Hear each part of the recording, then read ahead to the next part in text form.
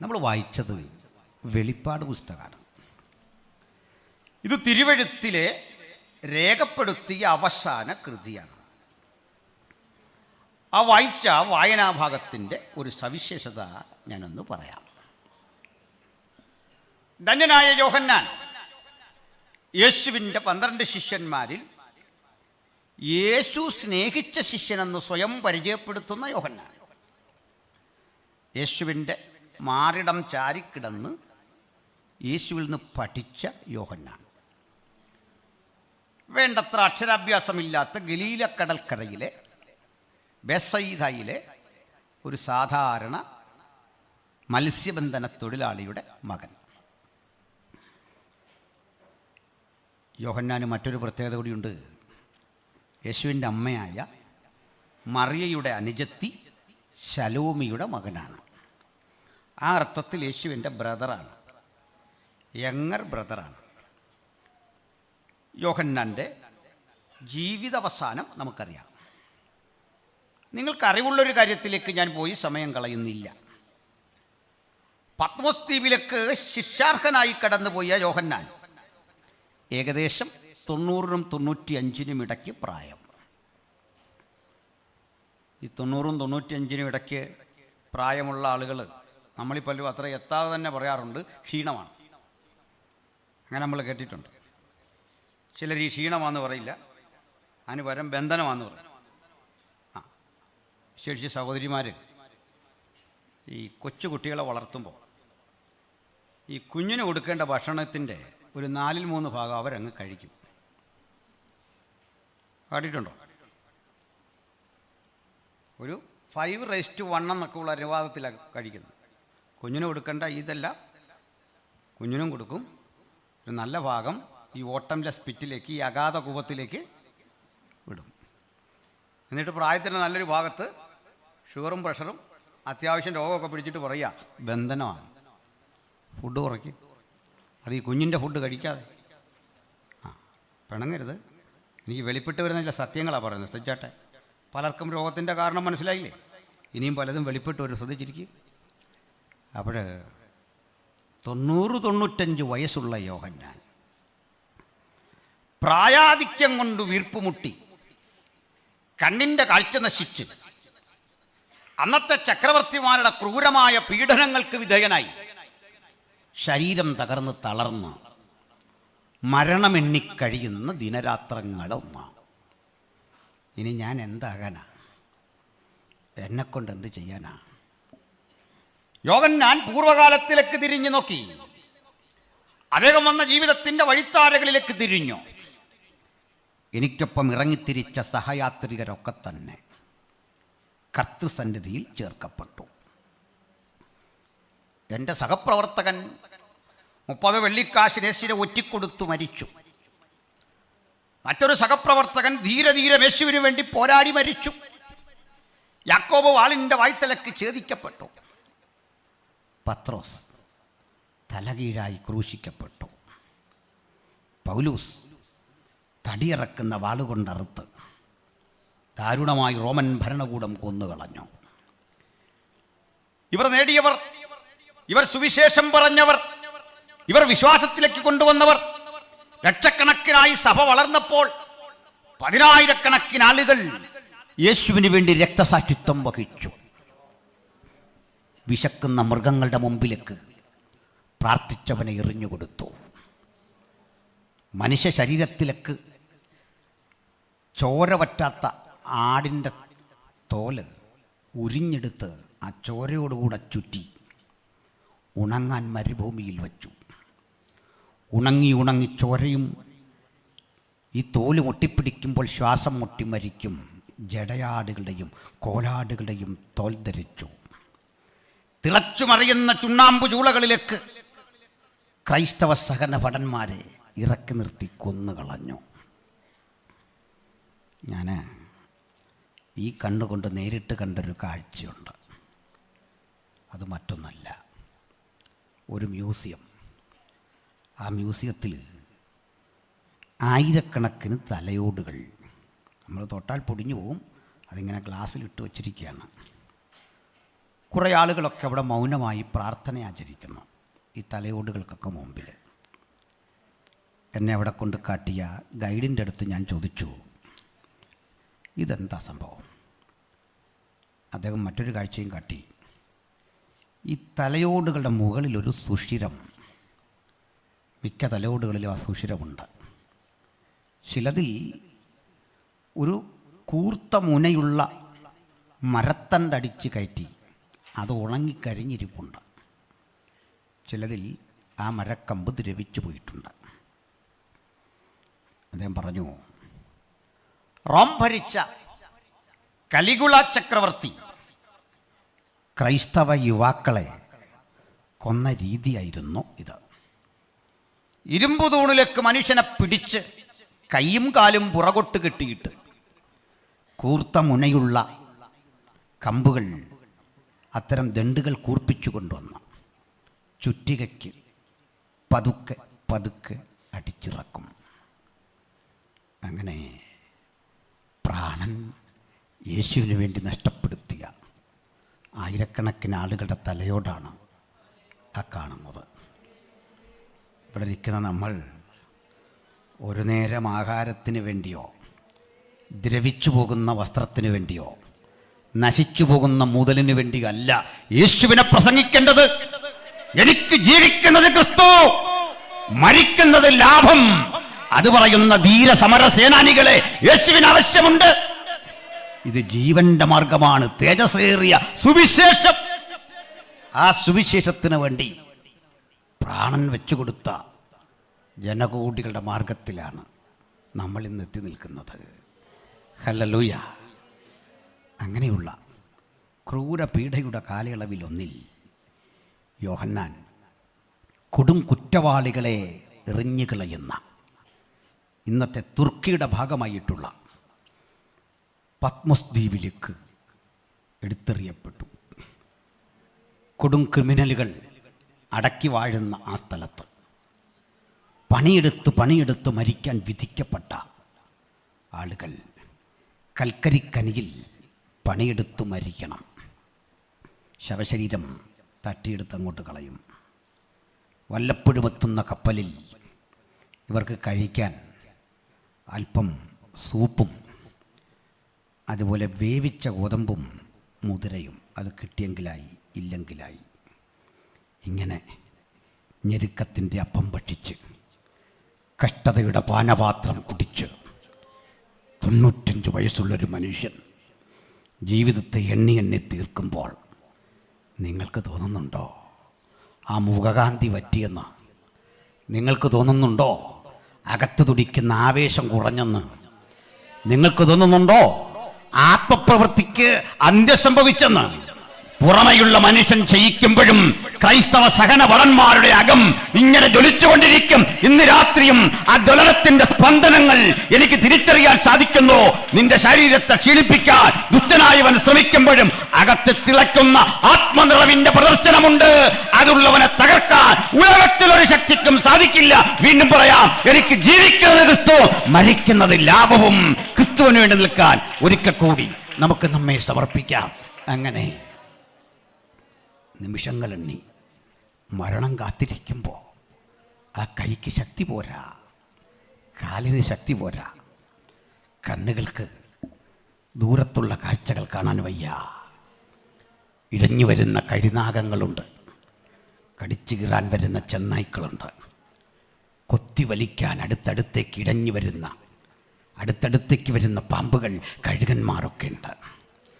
അവയെ ആട്ടിപ്പായിക്കാൻ പോലും ത്രാണിയില്ലാതെ പട്ടിണിയും പൈതാഹവും കൊണ്ട് വലഞ്ഞ ഈ മനുഷ്യനെന്നും ജീവിതത്തിൽ ആഗ്രഹിച്ചത് ഒരു പേരിനാൽ അറിയപ്പെടണം, യേശു സ്നേഹിച്ച ശിഷ്യൻ. ഇന്ന് രാത്രി നമുക്കും പറയാം, ഇവിടെ ഒന്നും വെട്ടിപ്പിടിക്കാൻ കഴിഞ്ഞില്ലെങ്കിലും, ഒരു പിടി മണ്ണും കിട്ടിയില്ലെങ്കിലും, ഉലകത്തിലൊരു ഡെപ്പോസിറ്റ് ഇല്ലാതെ പോയാലും, ലോകത്തിൻ്റെ പ്രതീക്ഷകൾക്കൊത്ത് വളർന്നില്ലെന്നവർ പറഞ്ഞാലും, എനിക്ക് മരിക്കും നേരം ഉലകം പറയട്ടെ യേശു സ്നേഹിച്ച ശിഷ്യൻ. ഇതിൽ പരം എന്തുണ്ട്? ഇതിൽ പരം എന്ത് ആനന്ദമുണ്ട് നമുക്ക്? ഹല്ലേലൂയ. പക്ഷേ നമ്മൾ പ്രതീക്ഷിച്ചല്ല സംഭവിച്ചത്. ആ കിടപ്പിൽ അദ്ദേഹം ഒരു സാക്ഷി പറയുക, കർത്തൃദിവസത്തിൽ, അതായത് ലോകമെമ്പാടുമുള്ള യേശുവിൻ്റെ അനുഗാമികൾ പ്രാർത്ഥനയിൽ ആരാധനയിലായിരിക്കുന്ന നിമിഷം, കർത്തൃദിവസത്തിൽ ഞാൻ ആത്മവിവശനായി. ഈ പ്രതിസന്ധിക്കൊന്നും എൻ്റെ ആത്മവിവശതയ്ക്ക് വില പറയാൻ സാധിച്ചില്ല. ഈ തകർച്ചയ്ക്കൊന്നും എന്നെ ഉന്മൂലനം ചെയ്യാൻ സാധിച്ചില്ല. ഞാൻ യേശുവിൻ്റെ ചൈതന്യം ആ മരുഭൂമിയിൽ അനുഭവിച്ചറിഞ്ഞു. യേശുവിൻ്റെ ശബ്ദം ഞാൻ ഈ കാതുകളിൽ കേട്ടു. യേശുവിൻ്റെ സാന്നിധ്യം ഞാൻ തിരിച്ചറിഞ്ഞപ്പോൾ അവൻ എന്നോട് കൽപ്പിക്കുക, യോഹന്നാനേ എഴുതുക. ജരാനര ബാധിച്ച നിന്റെ മനസ്സിലേക്ക് ഓർമ്മയുടെ പുത്തൻ ഉണർവുകൾ തരാൻ, ആ കരങ്ങളെ ചലിപ്പിക്കാൻ, വീണ്ടും എഴുതിക്കുവാൻ, ആ കരങ്ങളിലേക്ക് തൂലിക പിടിച്ചു വെക്കുവാൻ ഞാനിതാ നിന്നോട് ആജ്ഞാപിക്കുമ്പോൾ ദൂതേറ്റെടുക്കുന്ന ദൈവമക്കൾ ഒരു കാര്യം ഉറപ്പിച്ചു കൊള്ളണം. മരണത്തിന്റെ മുനമ്പത്തും ഭക്തനെ ചില നിർവഹിക്കാനുണ്ട്, ഉദാത്തമായ ചില പ്രവൃത്തികൾ ചെയ്യാനുണ്ട്, ഉത്തരവാദിത്വ ബോധത്തോടെ ചിലത് ചെയ്തെടുക്കാനുണ്ട്. മരണം വിഴുങ്ങാൻ അടുത്തു വരുമ്പോഴും ഭക്തനൊരു കാര്യമറിയാം, എന്റെ മീതെ വ്യാപരിക്കുന്ന ദൈവത്തിന്റെ വാഗ്ദത്തങ്ങളുടെ നിറവ് അത് സംഭവിച്ചില്ലാതെ ഉലകം വിട്ടുപോകാൻ ഇടവരാത്ത വിധത്തിൽ അവൻ എന്നെ പത്മോസിൽ അയക്കുമ്പോഴും ആ ദൃഢനിശ്ചയം എൻ്റെ മീതെ കിടക്കുന്നു. Hallelujah, praise the Lord. അപ്പോൾ ഈ യോഹന്നാൻ ഒരു കാഴ്ച കണ്ടു. ഒത്തിരി കാര്യങ്ങളുണ്ട്, ഞാൻ ആദ്യത്തൊക്കെ വിടുന്നു. എന്താണ് ആ കാഴ്ച? ശ്രദ്ധിക്കണം. തുറക്കപ്പെട്ട സ്വർഗം. അദ്ദേഹത്തിൻ്റെ തൻ്റെ ഭാഷയിൽ പറഞ്ഞാൽ 4-ാം അധ്യായം വിശദീകരിക്കുന്നു. അനന്തരം സ്വർഗം തുറന്നിരിക്കുന്നത് ഞാൻ കണ്ടു. ഈ ചങ്കുറപ്പ വെളിപ്പാടുള്ളവൻ്റെ ശക്തി. ഉലകമെങ്ങനെ തിളച്ചുരുകി മറിയുമ്പോഴും തുറക്കപ്പെട്ട സ്വർഗം തുറന്നിരിക്കുന്നത് ഞാൻ കണ്ടു. തുറക്കപ്പെട്ട സ്വർഗത്തിൽ ഒരു സിംഹാസനം വച്ചിരിക്കുന്നു. സിംഹാസനത്തിൽ ഒരുവൻ ഇരിക്കുന്നു. ഇരിക്കുന്നവൻ പത്മരാഗത്തോടും സൂര്യകാന്തത്തോടും സദൃശൻ. സിംഹാസനത്തിനു ചുറ്റും മരതകത്തോട് സദൃശ്യമായൊരു പച്ച വില്ല്. സിംഹാസനത്തിൻ്റെ മുമ്പിൽ നിന്ന് ശുദ്ധ പളുങ്കിനൊത്ത ഒരു കണ്ണാടി കടൽ പുറപ്പെടുന്നു. യഹോവയുടെ 7 ആത്മാക്കൾ, പരിജ്ഞാനത്തിൻ്റെ ആത്മാവ്, വിവേകത്തിൻ്റെ ആത്മാവ്, പ്രവചനത്തിൻ്റെ ആത്മാവ്, ഇങ്ങനെ 7 ആത്മാക്കളുടെ ദീപങ്ങൾ ജ്വലിച്ചുകൊണ്ടിരിക്കുന്നു. സിംഹാസനത്തിൽ ഒരുവൻ ഇരിക്കുന്നു. അവൻ്റെ മുമ്പിൽ 24 ഇതര സിംഹാസനങ്ങൾ. അതിൽ 24 എൽഡേഴ്സ് അഥവാ പ്രസ്ബിറ്റേഴ്സ്, മലയാളം ബൈബിളിൽ കിടക്കുന്നു മൂപ്പന്മാർ. അത് ബ്രദറിലെ മൂപ്പനോ IPSലെ മൂപ്പനോ ICFലെ മൂപ്പനോ ഒന്നുമല്ല, സ്വർഗീയ ജീവികൾ തന്നെയാണ്. ഈ മൂപ്പന്മാരവിടെ ഇരിക്കുന്നു. അവർ തലയിൽ കിരീടമൊക്കെ ഉണ്ട്, പക്ഷെ വെക്കാൻ പറ്റുന്നില്ല, ഇടയ്ക്കിടയ്ക്കെടുത്ത് മാറ്റും. ഇനി സിംഹാസനത്തിൻ്റെ മുമ്പിൽ 4 ജീവികൾ. ഇത് മറക്കരുത്, ശ്രദ്ധിക്കണം. നമ്മൾ വചനം വിശദീകരിക്കാൻ പോവാം. അതിൻ്റെ പൊരുൾ വിശദീകരിച്ച് പോകുമ്പോൾ അത്യാവശ്യം വേണ്ട കാര്യങ്ങളാണ് ഈ പറയപ്പെട്ട 4 കാര്യങ്ങൾ. 4 ജീവികൾ. ഈ 4 ജീവികളെക്കുറിച്ച് പറയാം. നിങ്ങൾ മറക്കരുത്, 1-ാം ജീവി സിംഹസദൃശ്യം. എങ്ങനെയാ? അങ്ങനെ ആരെങ്കിലും ഇവിടെ ഉണ്ടെ കൈ ഉയർത്തിയാട്ടെ. ഇല്ല, ശ്രദ്ധിക്കുന്നുണ്ടോയെന്നറിയാൻ കുഴപ്പമില്ല. ചിലർ എന്താ കേൾക്കുന്ന അറിയില്ല, അപ്പോഴേ കൈ ഉയർത്തും. 2-ാം ജീവി കാളയ്ക്ക് സദൃശ്യം. രണ്ടും പഠിച്ചോ. 3-ാം ജീവി പറക്കുന്ന മനുഷ്യന് സദൃശ്യം. 4-ാം ജീവി കഴുകന് സദൃശ്യം. 4 ജീവികളെ ഗ്രഹിച്ചാട്ടെ. 1-ാം ജീവി സിംഹമുഖമുള്ളത്. ഇത് കെരൂബുകളാണ്, സ്വർഗത്തിലെ ദൂതഗണങ്ങളാണ്. രണ്ടാം ജീവി കാളയുടെ മുഖമുള്ളത്. മൂന്നാം ജീവി മനുഷ്യമുഖമുള്ളത്. നാലാം ജീവി പറക്കുന്ന കഴുകന് സാദൃശ്യം. ഈ ജീവികൾ ദൈവത്തിന് മഹത്വം കൊടുക്കും. എന്താ അവ പറയുന്നറിയണ്ടേ? കർത്താവേ, നീ സകലതും സൃഷ്ടിച്ചു. ഇത് മൂപ്പന്മാർ പറയുന്ന. ജീവികൾ പറയും, യെശയ്യാവ് ഇത് കാണുന്നുണ്ട്, ഒരുത്തനോടൊരുത്തൻ പറയുന്നു എന്നാണ്. സൈന്യങ്ങളുടെ ദൈവമായ കർത്താവ് പരിശുദ്ധൻ, പരിശുദ്ധൻ, പരിശുദ്ധൻ. അപ്പോൾ പരസ്പരം പറയുന്ന ഒരുത്തനോടൊരുത്തൻ. നമ്മളൊക്കെ പരസ്പരം എന്തൊക്കെയാണ് പറയുന്നത് ആലോചിച്ച് നോക്കി. ഒരുത്തനോടൊരുത്തൻ എന്ത് പറയും? പരിശുദ്ധൻ, പരിശുദ്ധൻ, പരിശുദ്ധൻ. വെറുതെ പറയില്ല.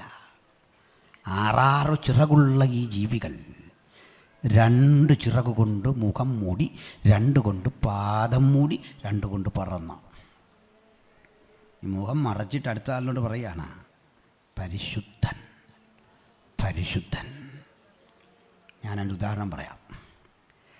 കർക്കശബുദ്ധിയുള്ള അച്ചടക്ക ബോധമുള്ളൊരു പ്രിൻസിപ്പൾ വരുമ്പോൾ കുഞ്ഞുങ്ങൾ പുസ്തകം ഇങ്ങനെ എടുത്ത് പിടിച്ചിട്ട് പറയാ, സാറ് വരുന്നു, സാറ് വരുന്നു, സാറ് വരുന്നു. ഭയം കൊണ്ട് പറയുന്ന.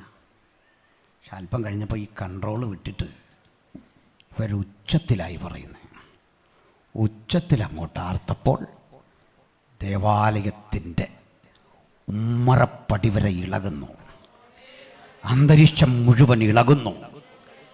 ആരാധിക്കുന്നവൻ്റെ ശബ്ദത്തിന് അത്രയും കനവും ഗാംഭീര്യവുമുണ്ടെങ്കിൽ അത് ശബ്ദമാന്ത്രികത്വത്തിലല്ല, ആരാധിക്കുന്നവൻ്റെ ആത്മാർത്ഥതയാണ് ആരാധനയുടെ പ്രസക്തി. അവിടെ മൂപ്പന്മാർ ഇവയ്ക്ക് മഹത്വം കൊടുക്കുമ്പോഴൊക്കെ തങ്ങളുടെ സിംഹാസനങ്ങളിൽ നിന്ന് എഴുന്നേറ്റ് തങ്ങളുടെ കിരീടങ്ങളെ താഴെ വെക്കും.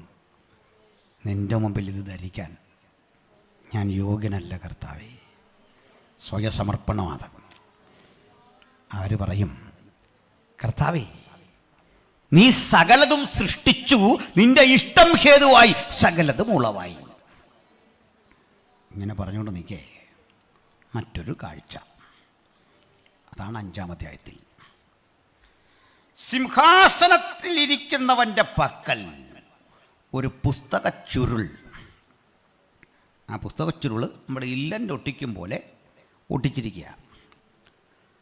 7 സ്ഥലങ്ങളിൽ ഒട്ടിച്ചിട്ടുണ്ട്. കാരണം അത് വളരെ സ്ട്രിക്റ്റായ കാര്യമാണ്, ഭയങ്കര കോൺഫിഡൻഷ്യൽ മാറ്ററാണ്. അപ്പോൾ ഈ ജീവികളുടെ 4ൻ്റെ ഇടയിൽ നിന്നൊരു ശബ്ദം ചോദിച്ചു. നമ്മൾ ഈ പുസ്തകം പൊട്ടിക്കാൻ പോകും, ആർക്കെങ്കിലും തടസ്സമുണ്ടോ? ആർക്കും തടസ്സമില്ല. അപ്പോൾ ഒരാൾ മുമ്പോട്ട് വന്ന് ഈ പുസ്തകം പൊട്ടിച്ചാട്ട്, നിസ്സാര കാര്യമല്ലേ. യോഹന്നാൻ ആകാംക്ഷയോടെ നോക്കി.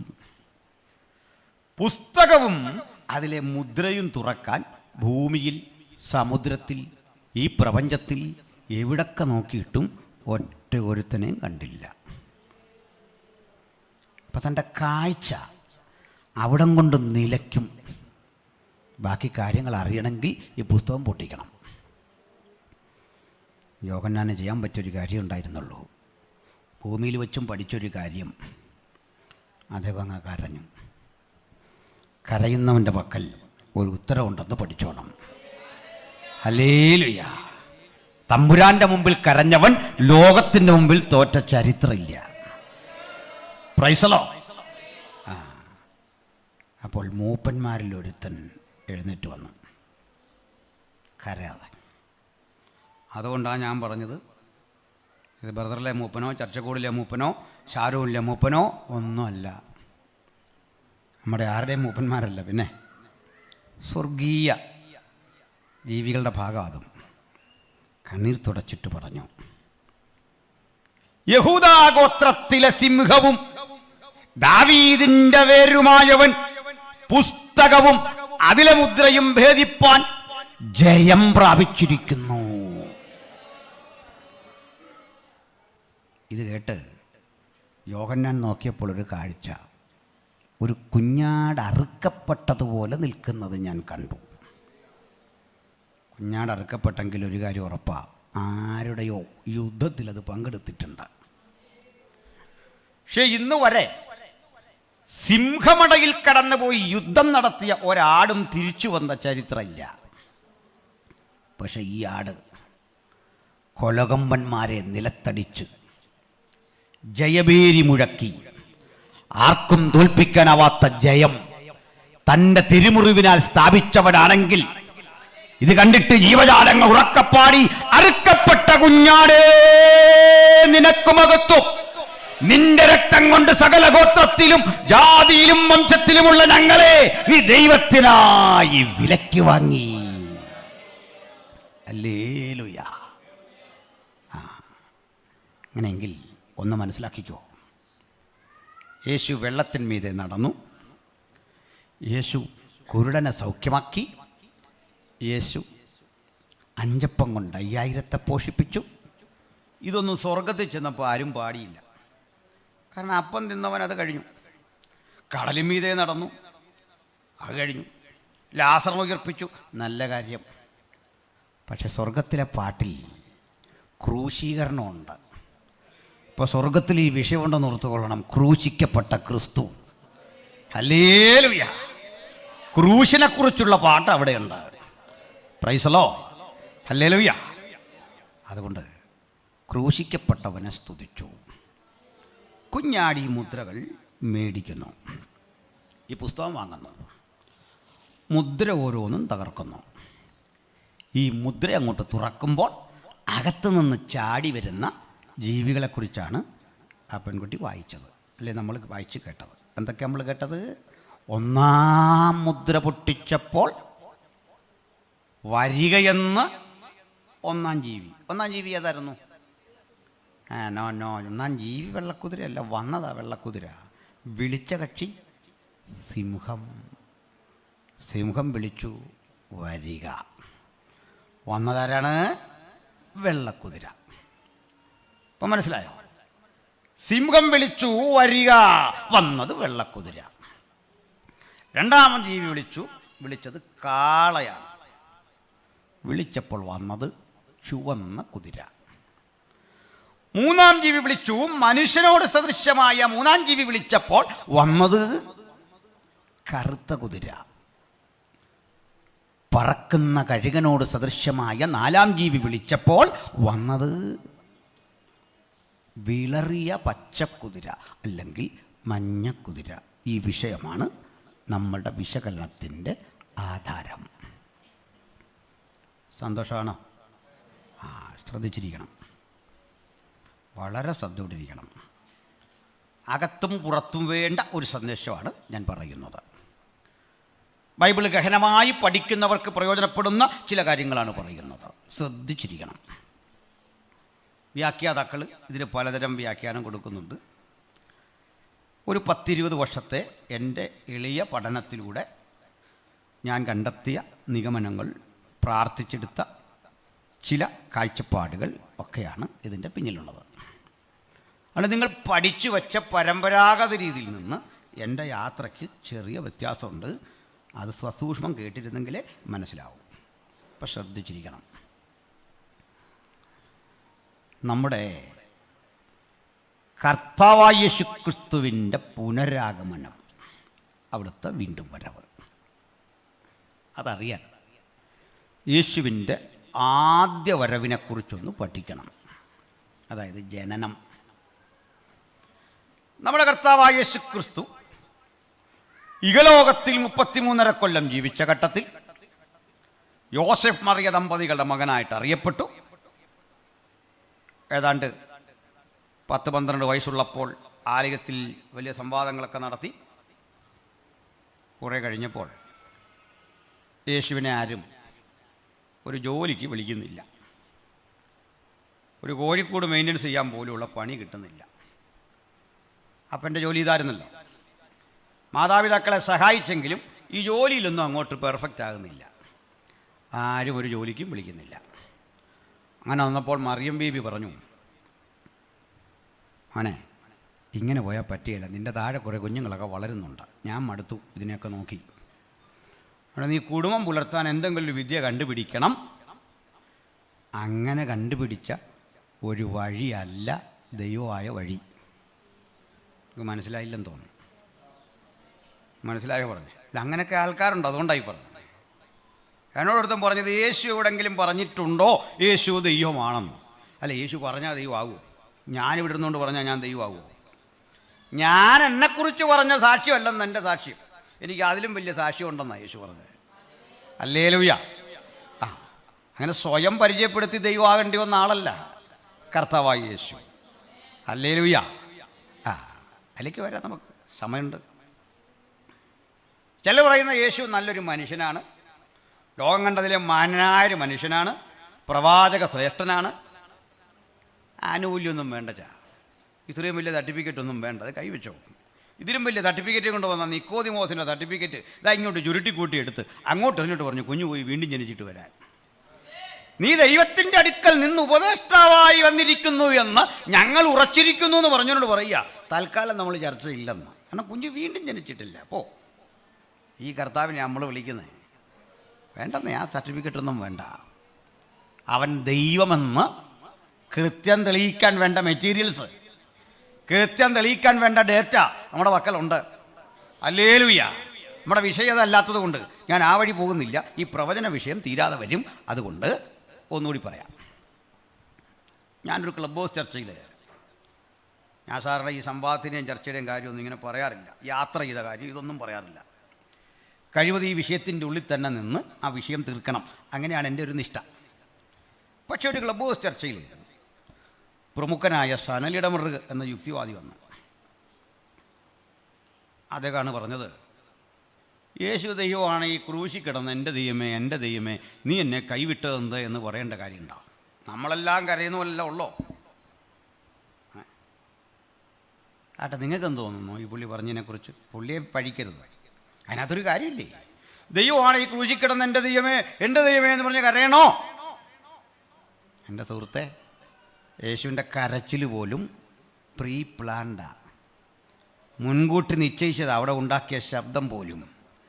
കാരണം യേശു ജനിക്കുന്നതിൻ്റെ 1000 ആണ്ടപ്പുറത്ത് യേശുവിൻ്റെ കരച്ചിൽ 22-ാം സങ്കീർത്തനത്തിൽ ദാവീദ് എഴുതി വച്ചിരുന്നു, എൻ്റെ ദൈവമേ നീ എന്നെ കൈവിട്ടതെന്ത്, എൻ്റെ അങ്കിക്കായി അവർ ചീട്ടിടുന്നു. ചുരുക്കത്തിൽ യേശു ക്രൂശിൽ അനുഭവിച്ച ആ സകലത്തിൻ്റെ ത്യാഗത്തിൻ്റെ സന്ദേശം 1000 ആണ്ടുകൾക്കപ്പുറത്ത് മുൻകൂട്ടി എഴുതി വെച്ചത് അവൻ ക്രൂശിൽ ആവർത്തിക്കുക മാത്രമാണ് ചെയ്തത്. അതുകൊണ്ട് ചരിത്രം പഠിക്കണം. ഞങ്ങൾ മറുപടിയൊക്കെ കൊടുത്തു അവിടെ കിടപ്പുണ്ടെന്ന് മാത്രമല്ല, ഇന്ന് അദ്ദേഹത്തിൻ്റെ 100-700 പേരൊക്കെ കേൾക്കാനുണ്ടായിരുന്നു. അപ്പം 35 പേര് കഷ്ടിയാണ്. കാരണം ഇത് എവിടെ നിന്നാണ് പുള്ളി എടുക്കുന്നതെന്നൊക്കെ കൃത്യം കൊടുത്തു കഴിഞ്ഞപ്പോൾ കേൾക്കാൻ ആളില്ല. ധാരാളം ആളുകൾ ലൈവിലൂടെ കണ്ടുകൊണ്ടിരിക്കില്ലേ, തമാശ പറഞ്ഞല്ല, കാര്യമായിട്ട് പറഞ്ഞാണ്. ഇനിയുണ്ട് പറയാൻ. ദൈവമക്കളെ, ഈ സുവിശേഷം എങ്ങും തോറ്റ ചരിത്രമില്ല, ഈ തിരുവെഴുത്തെങ്ങും പോയി കീഴടങ്ങിയ ചരിത്രമില്ല. ഹല്ലേലൂയ. ഉഗ്രപ്രതാപങ്ങളെ മുട്ടുകുത്തിച്ച ദൈവത്തിൻ്റെ തിരുവചനം കൊണ്ടാണ് ഞാൻ ഇന്ന് രാത്രി നിങ്ങളുടെ മുമ്പിൽ നിൽക്കുന്നത്. ഹല്ലേലൂയ. അതുകൊണ്ട് യേശുവിൻ്റെ ജനനത്തിന് അടക്കമുള്ള സകല കാര്യങ്ങളും മുൻകൂട്ടി എഴുതിയിരുന്നു. യേശു എന്ന് ജനിക്കണം, എവിടെ ജനിക്കണം, എങ്ങനെ ജനിക്കണം, ആരുടെ മകനായി ജനിക്കണം. അല്ല വന്ന വഴിക്കൊന്ന് ദൈവമായേക്കാം എന്ന് പറഞ്ഞ അയാളല്ല. സ്തോത്രം. അതുകൊണ്ട് ആ ക്ലെയിം വേണ്ടി വരാഞ്ഞത് പിടികിട്ടിയോ? അപ്പം ഞാൻ അതിലേക്ക് വരാം. യേശു കർത്താവ് ജനിക്കും മുമ്പ് ലോകത്തിലെ പ്രബലങ്ങളായ 4 സാമ്രാജ്യങ്ങൾ യേശു ജനിക്കാൻ പാകത്തിനുള്ള ഒരു സാമൂഹ്യന്തരീക്ഷം സംജാതമാക്കി. മനസ്സിലായില്ല? പറയാം. നമ്മുടെ കർത്താവ് ജനിക്കുന്നതിൻ്റെ മുമ്പ് യേശുവിന് വഴിയൊരുക്കാൻ, ഈ സുവിശേഷത്തിന് വഴിയൊരുക്കാൻ 4 ലോകശക്തികൾ യേശുവിനെ എതിരേൽക്കാൻ ഇങ്ങനെ കാത്തു നിന്നു. വാ വാ, ഇതുവഴി വരൂ മഹാരാജാവേ, ചരിത്രത്തിന്റെ വിശാലമായ ഇടനാഴിയിലൂടെ അങ്ങയുടെ ആ പാദസ്പന്ദനം കേൾപ്പിച്ച് ഇതുവഴി വരൂ എന്ന് പറയാൻ 4 ലോകരാഷ്ട്രങ്ങൾ കാത്തുനിന്നു. ഒന്ന് ചരിത്രപ്രസിദ്ധമായ ബാബിലോണാണ്. ബാബിലോൺ. ഈ ബാബിലോണ്യരാണ് ലോകത്ത് നിയമസംഹിതകൾ കൊണ്ടുവരുന്നത്. പല രാജ്യങ്ങളുടെ പേര് പറയുന്നെങ്കിലും ലോകത്തിലെ ആദ്യത്തെ നിയമജ്ഞൻ നമ്മുടെ കമ്മിറ്റിയിലോ കൗൺസിലോ ഒന്നുമുള്ള ആളല്ല, ഹമ്മുറബിയാണ്. ഹമ്മുറബിയുടെ നിയമമാണ് ലോകത്തിലെ ആദ്യത്തെ പീനൽ കോഡ്, ശിക്ഷാ നിയമം. അത് ബാബിലോണ്യനാണ്. ബാബിലോണ്യരുടെ ഭരണാനന്തരം പേർഷ്യക്കാർ എന്നൊരു ഗ്രൂപ്പ് വന്നു. പേർഷ്യക്കാരെന്ന് പറഞ്ഞാൽ അങ്ങ് ഇറാനിൽ തുടങ്ങി, ഇറാനിലാണ് അതിൻ്റെ കേന്ദ്രം, അങ്ങ് എത്യോപ്യ തുടങ്ങി ഇന്ത്യ വരെ വ്യാപിച്ചു കിടന്ന ഒരു വിശാല സാമ്രാജ്യം പാർസികൾ. ആ പാർസികൾ ഇപ്പോഴും കുറേ പേര് ഇന്ത്യയിലുണ്ട്. നമ്മുടെ ടാറ്റ മോട്ടേഴ്സൊക്കെ ഇല്ലേ, രത്തൻ ടാറ്റ, ഇതൊക്കെ പാർസികളാണ്. സൂക്ഷ്മ ന്യൂനപക്ഷമായിട്ട് അവർ ഇന്ത്യ വരെ ഉണ്ട്. അഗസ്യാരോഷൊക്കെ ഇല്ലേ, അതല്ലെങ്കിൽ എസ്തേർ പോയി താമസിച്ച വീടൊക്കെ ഇല്ലേ, ഇതാണ് പേർഷ്യൻ. ഈ പേർഷ്യക്കാർക്കൊരു ക്വാളിറ്റി ഉണ്ടായിരുന്നു, അവരേക ദൈവത്തിൽ വിശ്വസിച്ചു. പേർഷ്യക്കാർക്ക് ഒത്തിരി മനുഷ്യ സ്നേഹമുള്ളവരായിരുന്നു, ഒത്തിരി കൺസേണുള്ളവരായിരുന്നു. ബാബിലോണ്യർ അല്പം സ്ട്രിക്റ്റ് ആയിരുന്നെങ്കിൽ പേർഷ്യക്കാർ അല്പം കൂടെ ഹൃദയമുള്ളവരായിരുന്നു. ഞാനവരെക്കുറിച്ച് ഒത്തിരി വിശദീകരിക്കുന്നില്ല. അടുത്തതാണ് പ്രധാനം. പേർഷ്യൻ യുഗം അങ്ങോട്ട് കഴിഞ്ഞപ്പോൾ മഹാനായ അലക്സാണ്ടറുടെ ഗ്രീക്ക് സാമ്രാജ്യം വന്നു. അത് BC 333 മുതൽ 300 വരെ ഭരിച്ചു. ഏതാണ്ട് 33 കൊല്ലത്തെ അലക്സാണ്ടറുടെ മൊത്തത്തിലുള്ള ജീവിതകാലം. അതിൽ കുറച്ചേ ഭരിച്ചുള്ളൂ, 10-12 കൊല്ലം ആശാൻ ഭരിച്ചുള്ളൂ. പക്ഷേ ആ ഭരണകാലത്ത് അദ്ദേഹം ഒരു കാര്യം ചെയ്തു. അടുത്തടുത്ത രാജ്യങ്ങൾ മഹാനായ അലക്സാണ്ടർ വെട്ടിപ്പിടിച്ച് തൻ്റെ ഭൂപടത്തിൻ്റെ കീഴിലാക്കും. പക്ഷെ ഒരു പ്രശ്നം, ഇങ്ങനെ രാജ്യങ്ങളെ കൊണ്ടുവന്നിട്ട് പുള്ളിക്കാരന് ഭരിക്കാൻ പറ്റുന്നില്ല. കാരണം പുള്ളിക്കാരൻ ചെന്നൊരു കാര്യം പറഞ്ഞാൽ അവർക്ക് മനസ്സിലാവുന്നില്ല. എന്താ കാര്യം? ഭാഷ. പടയാളികൾക്ക് ഒരാജ്ഞ കൊടുത്താൽ പിടികിട്ടുന്നില്ല. വെട്ടാൻ പറഞ്ഞാൽ അവർ ക്ഷമിക്കും, ക്ഷമിക്കാൻ പറഞ്ഞാൽ കയറി വെട്ടും. ആകെപ്പാടെ പ്രശ്നം. അലക്സാണ്ടർക്ക് മനസ്സിലായി, ലോകം മുഴുവൻ ഒന്നിച്ച് ഭരിക്കാൻ ലോകത്തെ ഒരു ഭാഷയ്ക്ക് കീഴിൽ കൊണ്ടുവരണം.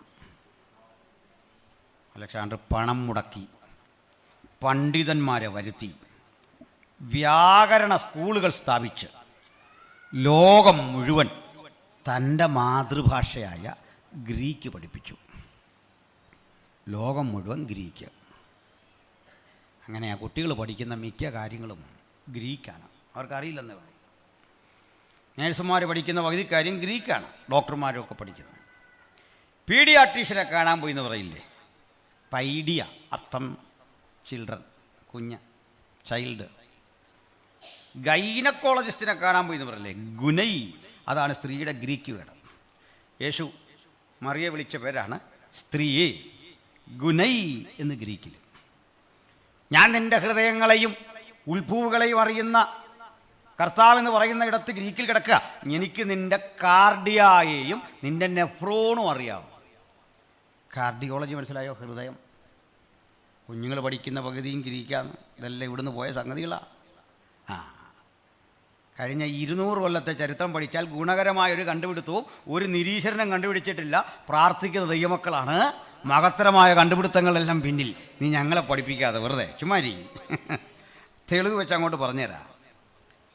പ്രാർത്ഥിച്ച, ആത്മാവിൽ ആരാധിച്ച സയൻറ്റിസ്റ്റുകളുടെ കണ്ടുപിടുത്തമാ ലോകത്തെ ഇന്ന് കാണുന്ന അളവിലേക്ക് പരിഷ്കരിച്ചത്. ഒരു നിരീശ്വരൻ്റെ സൗജന്യമല്ല.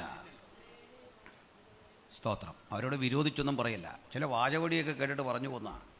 സ്തോത്രം. ഇനി പറയട്ടെ, ഈ ഗ്രീക്ക് ഭാഷ ലോകം മുഴുവൻ പരന്നു. പക്ഷെ പുള്ളിക്കൊരു ഗതികേട് പറ്റി. ഭാഷ ലോകത്തെല്ലാം എത്തിച്ചു, പക്ഷെ ആൾ മരിച്ചുപോയി. നിങ്ങൾക്കറിയാമല്ലോ. മരണ വീട്ടിൽ കേട്ട് മടുത്തൊരു കാര്യമായതുകൊണ്ട് ഞാൻ വീണ്ടും പറയുന്നില്ല. പോട്ടെ. എന്തെന്നാ, അലക്സാണ്ടർ മരിക്കാൻ നേരം കൈ ഇങ്ങനെ ഇട്ടു എന്നൊക്കെ പറഞ്ഞ് കേട്ടിട്ടില്ലേ? അതാ കാര്യം. ഇനി ഞാനും കൂടെ അത് പറഞ്ഞാൽ നിങ്ങൾ എവിടെയെങ്കിലും മരണം നടന്ന കാര്യം ഓർത്ത് വന്ന് എന്നെ തല്ലും. ചിലർ ഈ ശവം ഉയർത്തെഴുന്നേറ്റാൽ നിർത്തുകയില്ല. സൂര്യൻ്റെ തേജസ് വരണമെന്ന് പറഞ്ഞ് അവിടെ നീക്കുക. ചന്ദ്രൻ്റെ തേജസ് പുറകെ വരുന്നുണ്ടെന്ന് അനുശോചനം. കൊല്ലാത്ത വീഡിയോ അല്ലേ? എൻ്റെ അലക്സാണ്ടറെ പറ്റി പറയുന്നില്ല. പോട്ടെ. അലക്സാണ്ടർ പക്ഷെ ഒരു പണി ചെയ്തു. ലോകം മുഴുവൻ ഈ ഭാഷ എത്തിച്ചു. ഇന്ന് ഇംഗ്ലീഷ് പോലെയാണ് അന്ന് Greek. Greek became the lingua franca of the ancient world. പൗരാണിക ലോകത്തിൻ്റെ മുഖ്യ സമ്പർക്ക ഭാഷയായിട്ട് ഗ്രീക്ക് മാറി. പക്ഷെ പുള്ളി മരിച്ചുപോയി. പിന്നാലെ വന്നത് റോമക്കാരാണ്. റോമക്കാർ ഈ ഭാഷയ്ക്കൊന്നും പ്രാധാന്യം കൊടുത്തില്ല. ഉള്ള ഭാഷ നിൽക്കട്ടെ, കൂടെ തങ്ങളുടെ ഭാഷയായ ലാറ്റിൻ അഥവാ ലത്തീൻ അതുകൊണ്ട് റോമക്കാർ പ്രാധാന്യം കൊടുത്തത് വളഞ്ഞു തിരിഞ്ഞു കിടക്കുന്ന നദികളെ തമ്മിൽ സംയോജിപ്പിച്ച് ഏകീകരിച്ച് നദികളുടെ ഒഴുക്ക് സുഗമമാക്കി. പല നദികൾ ഇങ്ങനെ കിടക്കുക, അതെല്ലാം കൂടെ ഈ വളവും തിരിവുമൊക്കെ കഴിഞ്ഞ് നേരെയാക്കിയത്. അത് കേട്ടപ്പോൾ നിങ്ങൾക്കൊരു വിഷമം. ഇന്ത്യയിൽ 15 കൊല്ലമായിട്ട് നദികളെ തമ്മിൽ സംയോജിപ്പിക്കാനുള്ള പദ്ധതി നടന്നുകൊണ്ടിരിക്കുക, ഇതുവരെ വിജയിച്ചിട്ടില്ല. എൻ്റെ കാരണം അറിയോ? നദികളുടെ പേരെല്ലാം സഹോദരിമാരുടെ പേരാ. സരയു, യമുന, പെൺപിള്ളേരുടെ പേരാ. നിങ്ങൾ യോജിച്ചു പോയ ചരിത്രമുണ്ടോ? ആലോചിച്ച് നോക്കി. യോജിക്കാൻ ഭയങ്കര പാടാണ്. അപ്പോൾ അതുകൊണ്ട് സർക്കാർ ഇപ്പോൾ എത്ര കോടികൾ മുടക്കിയിട്ടും അത് നടക്കുന്നില്ല. അന്നേരം നമ്മുടെ ലേഡീസ് മീറ്റിംഗ് വിജയിച്ചില്ലെന്നോർത്ത് നമ്മൾ വിഷമിക്കൊന്നും വേണ്ട, പോട്ടെ. അപ്പോൾ തിരിച്ചു വരാം. അപ്പോൾ അതുപോലൊരു കാര്യം അവർ ചെയ്തു. ഈ കടലിടുക്കുകൾ ഇങ്ങനെയൊക്കെ കിടക്കും, ഉൾക്കടൽ കയറി കിടക്കും. ഈ സ്ഥലത്തൊക്കെ കള്ളന്മാർ പതിയിരുന്നിട്ട് ചെങ്ങാടത്തിലും മറ്റും അങ്ങോട്ട് ചെന്നിട്ട് പായ്ക്കപ്പലുകൾ പിടിച്ചു നിർത്തി അതിൽ കയറി യാത്രക്കാരെ ഭീഷണിപ്പെടുത്തി കൊള്ളയടിക്കും. കടൽ കൊള്ള ആളുകളുടെ ഒരു വഴി, അന്നത്തെ പരിപാടിയാണ്. ഇന്നും ഉണ്ട് കടൽ കൊള്ള. റോമക്കാർ ലോകത്തിലേക്ക് വന്നു, കടൽ കൊള്ളക്കാരെ നിഷ്കരുണ അമർച്ച ചെയ്തു. വളഞ്ഞു തിരിഞ്ഞു കിടക്കുന്ന ഈ നദികളെ ഏകോപിപ്പിച്ച് കനാലുകൾ ഉണ്ടാക്കി. ഇതിലെല്ലാം ഉപരി നല്ല റോഡുകൾ ഉണ്ടാക്കി. നല്ല റോഡെന്ന് പറഞ്ഞാൽ പോരാ, കല്ലുപാകി ഉറപ്പിച്ച്, അന്നത്തെ മൃഗം കെട്ടിവലിക്കുന്ന വണ്ടി കെട്ടിവലിക്കുന്ന വഴിയാ.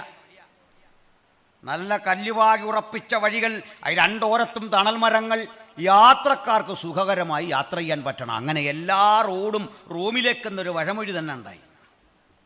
സിമൻറ്റിൻ്റെ കണ്ടുപിടുത്തം റോമക്കാരെ നടത്തിയ നല്ല രമ്യകർമ്മങ്ങൾ, നല്ല പാതകൾ, ഇതൊക്കെ ഉണ്ടാക്കി. ഉപദേശി എന്തിനാ ഇതൊക്കെ പറയുന്നെന്നോ പറയാം. ഈ കടൽ കൊള്ളക്കാരെ അമർച്ച ചെയ്തപ്പോൾ, കനാലുകൾ വെട്ടി വഴി സുഗമമാക്കിയപ്പോൾ 1 മാസം വളവിൽ കൂടി ചുറ്റിത്തിരിഞ്ഞു പോകേണ്ട യാത്ര 2 ദിവസം കൊണ്ട് ചെല്ലാവുന്നതായി. പിടികിട്ടിയോ? ഇതുണ്ടാക്കിയ റോമക്കാരും പട്ടുപോയി. അവർക്കറിയാത്തൊരു പരിപാടി ദൈവം കരുതി വച്ചിരുന്നു. അലക്സാണ്ടർ ഒരു ഭാഷയ്ക്ക് കീഴിൽ ലോകത്തെ കൊണ്ടുവന്നു. അലക്സാണ്ടർക്ക് പ്രയോജനപ്പെട്ടില്ല, പ്രയോജനപ്പെട്ടത് ഞങ്ങൾക്കാ. കാലം പഠിച്ചോ, ഞങ്ങളുടെ ടെക്നിക്ക് നിൽക്കൊന്നും അറിയില്ല. റോമക്കാരൻ നല്ല പാതയുണ്ടാക്കി, വഴി സൗകര്യം എളുപ്പമാക്കി. അതുകൊണ്ടാണ് ഞങ്ങളുടെ പൗലൂസിന് അക്കാലത്ത് 3 റൗണ്ട് ഭൂമിയെ വലം വെക്കാൻ സാധിച്ചത്. വഴി എളുപ്പമായി. ഈ ഭാഷയിൽ പോയി പ്രസംഗിച്ചപ്പോൾ കേട്ടിടത്തൊക്കെ ആളുകൾക്ക് മനസ്സിലായി. അങ്ങനെ യേശുവിൻ്റെ വരവിന് മുമ്പ് ലോകം ഈ സുവിശേഷം കൈക്കൊള്ളാൻ ഒരുങ്ങി. റോമർക്കെഴുതിയ ലേഖനത്തിൽ പറയാ, നിങ്ങളുടെ വിശ്വാസം മുഴു ലോകത്തിലും പ്രസിദ്ധമായിരിക്കുന്നു. വ്യക്തമായോ? ഇതാ ഗലാത്യർ 4:4 പറയാ, കാലസമ്പൂർണത വന്നപ്പോൾ. എന്താ കാലസമ്പൂർണത? കാലം അതിൻ്റെ വികാസ പരിണാമങ്ങളിൽ അതിൻ്റെ പൂർണ്ണതയിലേക്ക് എത്തിയപ്പോൾ. യേശു ജനിച്ച കാലം മനസ്സിലായോ? നല്ല റോഡുള്ള കാലം, നല്ല യാത്രാ സൗകര്യമുള്ള കാലം, എവിടെ പോയി പ്രസംഗിച്ചാലും പ്രസംഗം കേട്ടാൽ മനസ്സിലാകുന്ന കാലം. അതുവഴി ഒരു വിഡിത്ത ആൾക്കാർ തിരുത്തിക്കോണം. ഇപ്പം ചില പറഞ്ഞ അന്യഭാഷയെന്ന് പറഞ്ഞാൽ ഭാഷ അറിയാത്ത ആളുകളിടയിൽ പോയി പ്രസംഗിക്കാനുള്ളൊരു വരവാണ്. നല്ല, കാരണം എല്ലാവർക്കും ഗ്രീക്ക് അറിയാം. മനസ്സിലായോ? അത് ചർച്ചിനുള്ളിൽ ഉപയോഗിക്കേണ്ട സംഗതിയുടെ പേരാ അന്യഭാഷ. പിടികിട്ടിയോ? അല്ല, സുവിശേഷം അറിയിക്കാത്ത ആളുകളോട് സുവിശേഷം അറിയിക്കാൻ കിട്ടിയ ഒരു ഭാഷയല്ലത്. പിന്നെന്താണ്? തനിക്ക് താൻ ആത്മീക വർധന വരുത്തുവാൻ ദൈവം കൊടുത്തിരിക്കുന്ന ഭാഷയാണ്. അന്യഭാഷയിൽ സംസാരിച്ചിട്ട് കേട്ട ചില പുള്ളികൾ പറയുക, മനസ്സിലാകുന്നില്ല. നിനക്ക് ആയുസ് മനസ്സിലാവില്ല. എന്താ കാര്യം? നിന്നോടല്ല പറഞ്ഞു, പിന്നെ എന്താ കാര്യം? നിന്നോട് ആര് പറഞ്ഞു മനസ്സിലാക്കാൻ വേണ്ടി ഇവിടെ നിൽക്കാൻ? മനസ്സിലായോ? അല്ല, കാര്യം പിടിയിട്ടോ? ഞാൻ എൻ്റെ വസ്തുത പറയാം. ഞാനിവിടെ വരുമ്പോൾ സാധാരണ ഞാൻ നേരെ ഈ യോഗ സ്ഥലത്തേക്ക് വരത്തേ ഉള്ളൂ. എനിക്ക് അങ്ങനെയൊക്കെ ചില പ്രശ്നങ്ങളുള്ള ഒരാളായതുകൊണ്ട് നിങ്ങൾക്ക് ഞാനൊരു പ്രശ്നമാകില്ല അതിനാ. അപ്പോഴോ പാസ്റ്റർ പറഞ്ഞു, എന്നാലും ഒരു ചായ കുടിച്ചിട്ട് പോകാം. അങ്ങനെയെങ്കിലും ഒരു ചായ. പക്ഷേ എന്നെപ്പോലുള്ള ഒരാൾക്ക് ചായ തരിക എന്ന് പറഞ്ഞാൽ സാഹസികമാണ്. ഞങ്ങൾ ഈ ഹൈ റേഞ്ച് ജനസിൽപ്പെട്ട ആളുകൾക്ക് നിങ്ങൾ ചായ തന്നു മടുത്തോ? നിങ്ങളുടെ 3 ചായ സമയം എൻ്റെ 1 ചായയാണ് കടുപ്പം. കാരണം രാജവമ്പാല കുത്തിയാലും ഏക്കരുത്, അതിനാണ് ഇത്തരം ചായ കുടിക്കുന്നത്. മനസ്സിലായിക്കോ? പാമ്പ് കടിച്ചിട്ട് നാണിച്ചു പോകണം, എവനായിരുന്നോ എന്ന് ചോദിക്കണം. അതിനാ. അപ്പോൾ ഞാനീ പാസ്റ്റർ എടുത്തതാണ്. പാസ്റ്റർ എനിക്കൊരു ചായ തന്നു. ഈ ചില പാസ്റ്റർമാർ ഈ ചായ പോരട്ടെന്ന് പറയും, പക്ഷേ എന്ത് ചെയ്താൽ ഈ തേയിലപ്പൊടി വാങ്ങി കൊടുക്കുകയില്ല, സമയത്തിന് കൊടുക്കും. പെണ്ണുങ്ങൾ കിടന്ന് വിഷമിക്കുക. അങ്ങനെയുള്ള വില്ലന്മാരില്ലേ. പോരട്ടെ, സ്ത്രീ തന്നു, ഞാനങ്ങ് തിന്നു. ഇത് എവിടെ നിന്ന് വന്നു എന്നൊന്നും അറിയില്ല. പാവം സഹോദരിമാർ അകത്തോട്ട് നോക്കുക. പോരട്ടെ പോരട്ടെ എന്ന് എന്ത് ചെയ്യും? തേയിലയില്ല. പാസ്റ്റകാരിയല്ല കേട്ടോ, അല്ല, സൂപ്പർ ചായ. ഇങ്ങോട്ട് പോരട്ടെ പോരട്ടെ പോരട്ടെ എന്ന് വരുന്നുണ്ടൊന്നും വരുന്നില്ല. അവസാനം ഈ സഹോദരിക്കൊരു മടി, തേയിലയില്ലെന്ന് എൻ്റെ കേൾക്കെ പറയാൻ. എന്നെ പുള്ളിക്കാരി ഈ മറപറ്റി നിന്നിട്ട് പാസ്റ്ററെ വിളിച്ചു. ഇങ്ങോട്ട് നോക്കി, ഇങ്ങനെ കാണിച്ചു. ഇങ്ങനെ കണ്ണുമൊക്കെ കാണിയിട്ട്, കണ്ണൻ ദേവൻ എന്നുള്ളതിൻ്റെ ഈ കണ്ണൊക്കെ കാണിക്കുന്നുണ്ട്. കണ്ണും കാണിച്ചു, ഇങ്ങനെ കാണിച്ചു. അതിൻ്റെ അർത്ഥം കണ്ണൻ ദേവൻ ഒക്കെ കാണിച്ചു. ഇങ്ങനെ കാണിക്കുന്നു, ഇങ്ങനെ കാണിക്കുന്നു, ഇങ്ങനെ കാണിക്കുന്നു. അപ്പം ഞാനിതിങ്ങനെ, എനിക്കൊന്നാമത് ലോങ് സൈറ്റാണ്, അടുത്തുള്ളൊന്നും കാണത്തില്ല, ദൂരെ ഉള്ളവരൊക്കെ കാണാം. അതാ സ്ഥിതി. അപ്പോൾ അതുകൊണ്ട് എന്തൊക്കെ ഇവിടെ നടക്കുന്നുണ്ട് ഇങ്ങനെ ശ്രദ്ധിച്ചിരുന്നു. അല്പം കഴിഞ്ഞ് വാസ് പറഞ്ഞു, വെയിറ്റ് ചെയ്യും, ഞാൻ ഈ പത്രം വായിച്ചുകൊണ്ടിരിക്കും, ഞാനിപ്പോൾ വരാം. ഒറ്റപ്പോക്ക് ഇഷ്ടം പോലെ ചായപ്പൊടി, കഴിക്കാനുള്ള സാധനങ്ങൾ, ഒരു ലോഡ് സാധനമായിട്ട് ഇങ്ങ് വന്നു. എനിക്ക് ചായയും കിട്ടി. അതിനകത്തൊരു കാര്യമേ, ഈ ചായ കുടിച്ചുകൊണ്ടിരിക്കുമ്പോൾ ഞാനിവരുടെ ഈ ആക്ഷനും എല്ലാം ഇങ്ങനെ ശ്രദ്ധിച്ചു. ഏതാ? കണ്ണൻ ദേവൻ. അല്ല, കൃപാവരമുള്ള ആളുവാണെങ്കിൽ ഓർത്തന്നെ ഈ സഹോദരിക്ക് വേറെന്തോ കുഴപ്പമുണ്ട്. ഇങ്ങനെ എന്നെ കണ്ടപ്പോൾ രക്തത്തിൽ ആശ്രയിക്കാൻ നമ്മളല്ലേ. കാരണം ഇത് സംഭവം നമ്മുടെ കുഴപ്പമില്ലെന്ന്. കുഴപ്പം ഇവർ തങ്ങളിൽ സംസാരിച്ചതിന് ലിപിയില്ലെന്ന്. ഇവർ തങ്ങളിൽ സംസാരിച്ചതിന് ഭാഷയില്ല, ലിപിയില്ല, വള്ളിയില്ല, പുള്ളിയില്ല. പക്ഷെ മനസ്സിലാവേണ്ട ഒരു കാര്യം പിടിയിട്ട്. ഇപ്പം മനസ്സിലായോ? കാര്യം മനസ്സിലായോ നിങ്ങൾക്ക്? ഇത് ഒരിക്കലും കണ്ടിട്ടില്ലാത്ത ഞാൻ ചോദിക്കുക, അച്ഛാ എന്തുവാ മുമ്പ് പറഞ്ഞു? എനിക്ക് മനസ്സിലായില്ലല്ലോ. എടാ, ചായ കുടിച്ചിട്ട് പോക്കണം. പിടികിട്ടിയോ നിങ്ങൾക്ക്? കാന്തയും കാന്തനും സംസാരിക്കുന്നിടത്ത് നീ ആര്? കാന്തനോട് പല കാര്യം പറയും.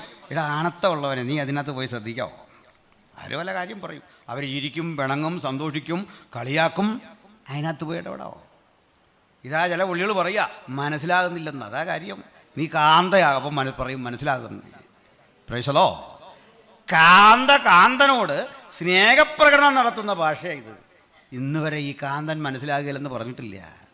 അതുകൊണ്ട് അന്യഭാഷയിൽ സംസാരിക്കുന്നവൻ നാട്ടുകാർക്കല്ല, സഭക്കാർക്കല്ല, തനിക്ക് താൻ ആത്മീയവർദ്ധന വരുത്തുന്നു.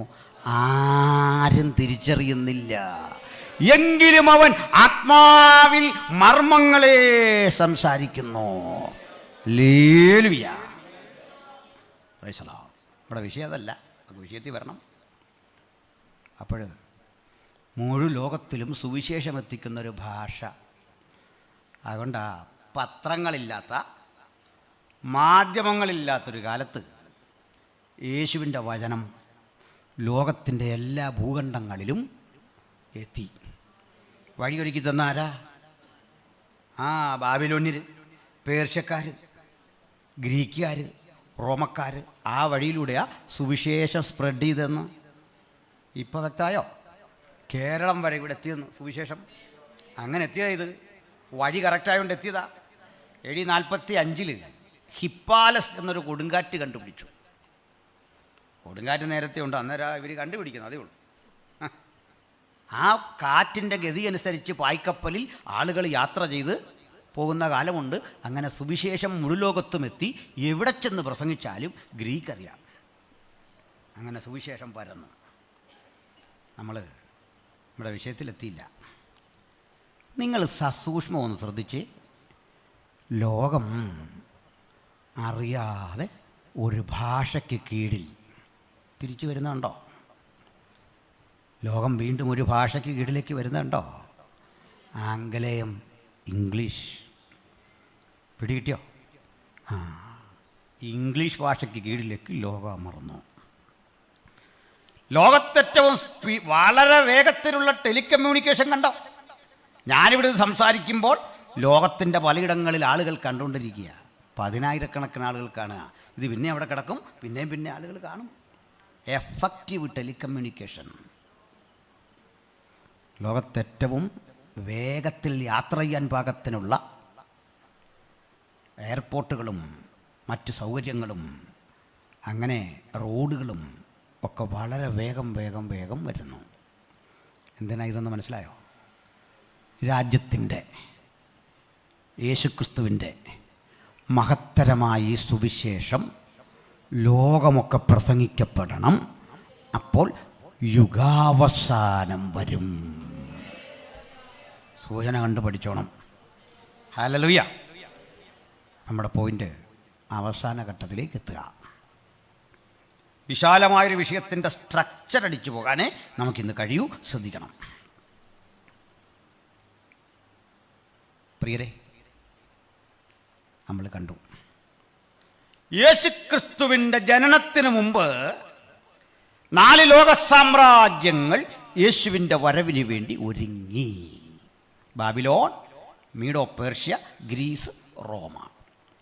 ലോകത്തെ ഇളക്കി മറിച്ച് ഉഴുതുമറിച്ച് സുവിശേഷത്തിൻ്റെ വിത്ത് വിതറുവാൻ പാകത്തിനുള്ള അന്തരീക്ഷം സംജാതമാക്കിയതുപോലെ സസൂക്ഷ്മമായി ഇന്ന് നിങ്ങൾ ലോകത്തേക്ക് കണ്ണോടിച്ചാൽ ഒരു കാഴ്ച കാണാം. ലോകമിതാ രാജാതിരാജാവും കർത്താതികർത്താവുമായവനെ എതിരേൽക്കാൻ ഒരുങ്ങുന്നു. എങ്ങനെ? അതാണ് ഇപ്പോൾ നമ്മൾ വായിച്ച 4 കുതിര. ആ കുതിരയെ ഒന്ന് പരിചയപ്പെടുത്തി നമുക്ക് നിർത്താം. സന്തോഷമാണോ? ശ്രദ്ധിച്ചിരുന്നാട്ടെ. ഒന്നാം ജീവി വിളിച്ചു. ഒന്നാം ജീവി ഏതാ? സിംഹം. ഉണ്ടോ? കൊച്ചുമോള് പഠിച്ചു, നന്നായിരിക്കുന്നു. ഒന്നാം ജീവി വിളിച്ചപ്പോൾ വന്നതാരാ? വെള്ളക്കുതിര. രണ്ടാം ജീവി വിളിച്ചപ്പോൾ രണ്ടാം ജീവി ആരാ? പറവയോ? കാള. അന്നേരം വന്നാരാ? ചുവന്ന കുതിര. മൂന്നാം ജീവി മനുഷ്യൻ വിളിച്ചപ്പോൾ വന്നാരാ? കറുത്ത കുതിര. നാലാം ജീവി വിളിച്ചപ്പോൾ വിളറിയ പച്ചക്കുതിര അല്ലെങ്കിൽ മഞ്ഞക്കുതിര. അതിലേക്ക് വരാം. പ്രിയരേ, ലോകം ഇന്ന് കാണുന്ന അളവിലേക്ക്, ഇന്ന് കാണുന്ന സകല പുരോഗതിക്കും പിന്നിൽ ഈ കാലത്ത് ലോകത്തെ ഇങ്ങനെ ഉടച്ച് പരുവപ്പെടുത്താൻ എഴുന്നേറ്റ ഒരു സാമ്രാജ്യം ഗ്രേറ്റ് ബ്രിട്ടനാണ്. ബ്രിട്ടൻ ലോകത്തെ ഭരിച്ചുകൊണ്ടാണ് ലോകം ഇന്ന് കാണുന്ന അളവിൽ വളർന്നത്. ചിലരത് അംഗീകരിക്കുമെന്ന് എനിക്കറിയില്ല. എന്നെ വേണേ ബ്രിട്ടീഷ് ചാരനായിട്ട് നാളെ ഫേസ്ബുക്കിൽ വന്നേക്കാം. പക്ഷെ പ്രശ്നമില്ല, നമ്മളിതെല്ലാം അനുഭവിച്ചോളാം എന്നറിഞ്ഞിറങ്ങിയല്ലേ. ലോകം ഒരു ഭാഷയ്ക്ക് കീഴിൽ കൊണ്ടുവന്ന അവനാണ് ഇംഗ്ലീഷ്. ബ്രിട്ടൻ. ഞാനും നിങ്ങളുമൊക്കെ ധരിച്ചിരിക്കുന്ന വസ്ത്രം ഒരു ബ്രിട്ടീഷ് സംസ്കാരത്തിൻ്റെ ഭാഗമാണ്. എൻ്റെ അല്ല, ഇത് പേർഷ്യനാണ്. പേർഷ്യൻ സംസ്കാരം. ജുബ്ബ, മോഡിജിയൊക്കെ ഇട്ടിരിക്കുന്നത് പേർഷ്യനാണ്. ജുബ്ബ മലയാളിയുടെ അല്ല, അത് ഭാരതീയൻ്റെ അല്ല, അത് പേർഷ്യനാണ്. ഓക്കെ. പക്ഷേ ഈ പാൻറ്റും ഷർട്ടുമൊക്കെ ആരുടെയാ? ഇതിപ്പം നമ്മുടെയാ. പക്ഷെ ആരും ഉണ്ടെന്നാ? ബ്രിട്ടീഷുകാർ.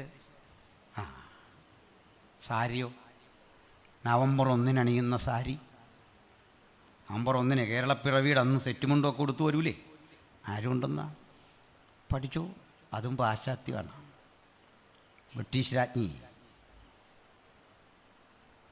ന്യൂ ഹാഫ്മാൻ എന്നറിയപ്പെടുന്ന ഇവിടേക്ക് അയച്ചൊരു വ്യക്തിത്വം ഇവിടുത്തെ സ്ത്രീകളുടെ അവസ്ഥ കണ്ട് രാജ്ഞിക്ക് കത്തെഴുതി. സ്ത്രീകൾ ചിരട്ട കിഴിച്ച് തുളയുണ്ടാക്കി അതിൽ നൂല് കെട്ടി അത് മാറുമറയ്ക്കാൻ അണിയുന്നു. ചിലരാകട്ടെ മാറുമറയ്ക്കാൻ സ്വാതന്ത്ര്യമില്ല. സ്ത്രീകളുടെ അവസ്ഥ കൂമ്പുപാളകൾ ധരിച്ച് പൊതുനിരത്തിലൂടെ നീങ്ങുന്നു. ഇന്ന് കേൾക്കുന്ന കുട്ടികൾ ഒരു പുഞ്ചിരിയോടെ കേൾക്കും, പക്ഷേ ക്രൂരമായിരുന്നു എന്ന്. ലോകത്തമ്മയ്ക്ക് മാറുമറയ്ക്കാൻ സമരം ചെയ്യേണ്ടി വന്ന ഏക നാടാണ് നമ്മുടേത്. മാറുമറയ്ക്കാൻ കേരള ചരിത്രത്തിൽ എഴുതി വച്ചിട്ടുണ്ട് മാറുമറയ്ക്കൽ സമരം. ഞാനത് ആഗസ്റ്റ് 15 പ്രസംഗിച്ച ഒരു പ്രസംഗം കിടപ്പുണ്ട്, കണ്ടാൽ മതി, കാര്യങ്ങൾ അതിൽ വിശദീകരിച്ചിട്ടുണ്ട്. 2 മണിക്കൂറുണ്ട്. പ്രിയരെ പറയട്ടെ, അപ്പോൾ ഈ ആഹ്മാൻ നേരെ കൊല്ലം റാണിയെ കാണാനായിട്ട് കയറി. റാണിയെ കാണാൻ കയറിയപ്പോൾ ഈ റാണി അര മുതൽ മുട്ടുവരെ മാത്രം നീളമുള്ള ഒരു വസ്ത്രം ധരിച്ചിരിക്കുന്നു. ഭംഗിയാണ്, കുഴപ്പമൊന്നുമില്ല. അല്ല, ഈയിടയ്ക്ക് അത്ഭുത ശുശ്രൂഷ നടത്തിയവൻ്റെ ബെർമുഡ പോലൊന്നും അല്ല കേട്ടോ. അതിനൊരു ഐശ്വര്യമുണ്ട്. ആ വിധത്തിൽ റാണി നീക്കുന്നു. റാണിയുടെ അരപ്പട്ട അരഞ്ഞാണം ഈ വസ്ത്രത്തിന് മീതെ കിടക്കുന്നു. അത്തരത്തിൽ സ്വർണ്ണമൊക്കെ അലങ്കരിച്ചിട്ടുണ്ട്. അലസമായൊരു വസ്ത്രം, ഒരു മേൽവസ്ത്രം ചുമ്മാ ഇങ്ങനെ ഇട്ടിട്ടുണ്ട്. റാണിയുടെ അപ്പുറത്തും ഇപ്പുറത്തും കൊമ്പമീശ ധരിച്ച 2 സൈനികർ നിൽപ്പുണ്ട്. അതിൽ ഈ വലിയൊരു തലപ്പാവ് തലയിലുണ്ട്. പക്ഷേ നഗ്നത മറയ്ക്കാൻ കഷ്ടിച്ച് 2 ഇഞ്ച് വസ്ത്രം മാത്രം. ഇപ്പോൾ ഇങ്ങനെ പുരുഷൻ ഒരു സ്ഥിരം എടുത്ത് നിന്നാൽ കേസെടുക്കും, അത് വേറെ കാര്യം. കയ്യിൽ വിശാത്തി പിടിച്ചിട്ടുണ്ട്. ഹാഹ്മാൻ അമ്പരന്നു. റാണിയുടെ സ്ഥിതി ഇതാ. ഹാഹ്മാൻ രാജ്ഞി കത്തെഴുതി ബൽക്കായിട്ട് റോള് കണക്കിന് തുണി അയച്ചു കൊടുത്തിട്ട് റാണി പറഞ്ഞു, സകല സ്ത്രീകൾക്കും വസ്ത്രമില്ലാത്തവർക്കൊക്കെ 8-10 മുഴം അങ്ങ് മുറിച്ചു കൊടുത്തേക്കണം. സ്ത്രീകളെല്ലാവരും ഇനിമേൽ പെറ്റിക്കോട്ട് ധരിക്കട്ടെ. പെറ്റിക്കോട്ടെന്ന് കേൾക്കുമ്പോൾ നിങ്ങൾക്ക് തോന്നുന്നു ഞാൻ തെറ്റിച്ച് പറയാമെന്നല്ല, അത് ഇംഗ്ലീഷ് പദമാണ്. നിങ്ങൾ പറഞ്ഞ് പെറ്റിക്കോട്ടാക്കിയത് എന്തിനാ? ഒന്ന് എഴുതി നോക്കിയാൽ ശരിയാവണമെന്ന്. പെറ്റിക്കോട്ട്, ഇങ്ങനെ പെറ്റിക്കോട്ട് തയ്ക്കാൻ വേണ്ടി കൊടുത്താണ്. നമ്മുടെ സ്ത്രീകളല്ലേ, അതിനൊന്നും നേരം കിട്ടിയില്ല. അവരിങ്ങനെ ചുറ്റി ഇങ്ങനെ ചുറ്റി, മിച്ചം വന്ന ഇങ്ങനെ ചുറ്റി. ഈ സാധനമാണ് സാരി. നമ്മുടെ അടുത്ത് ചോദിക്കുന്ന ഇനിയും പറയാന്നേ, ഇങ്ങനെ ഒത്തിരി സംഭവമുണ്ട്. ഇതൊക്കെ ലോകത്തെ പഠിപ്പിച്ചത് ബ്രിട്ടനാണ്. ചികിത്സ ഇതുപോലെ തന്നെ. ഇവിടെ എന്തായിരുന്നു പണ്ട്? ആയുർവേദമുണ്ട്, ആയുസിൻ്റെ വേദം എന്നൊക്കെയാണ് പറയുന്നത്. പക്ഷെ കുഴപ്പം, ഈ വൈദ്യനെ എല്ലാവർക്കും കാണാൻ പറ്റില്ല.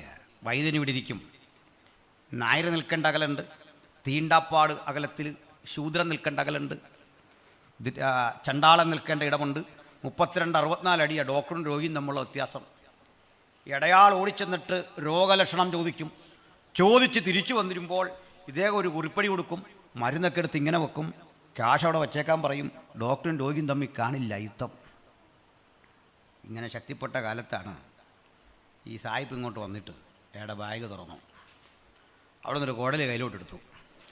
കൂടെ ഒരു പെങ്കച്ചുണ്ട്, അവളിങ്ങനെ അടുത്ത് വന്നു. അവൾ ഈ പൾസൊക്കെ ഇങ്ങനെ പിടിച്ചു നോക്കി.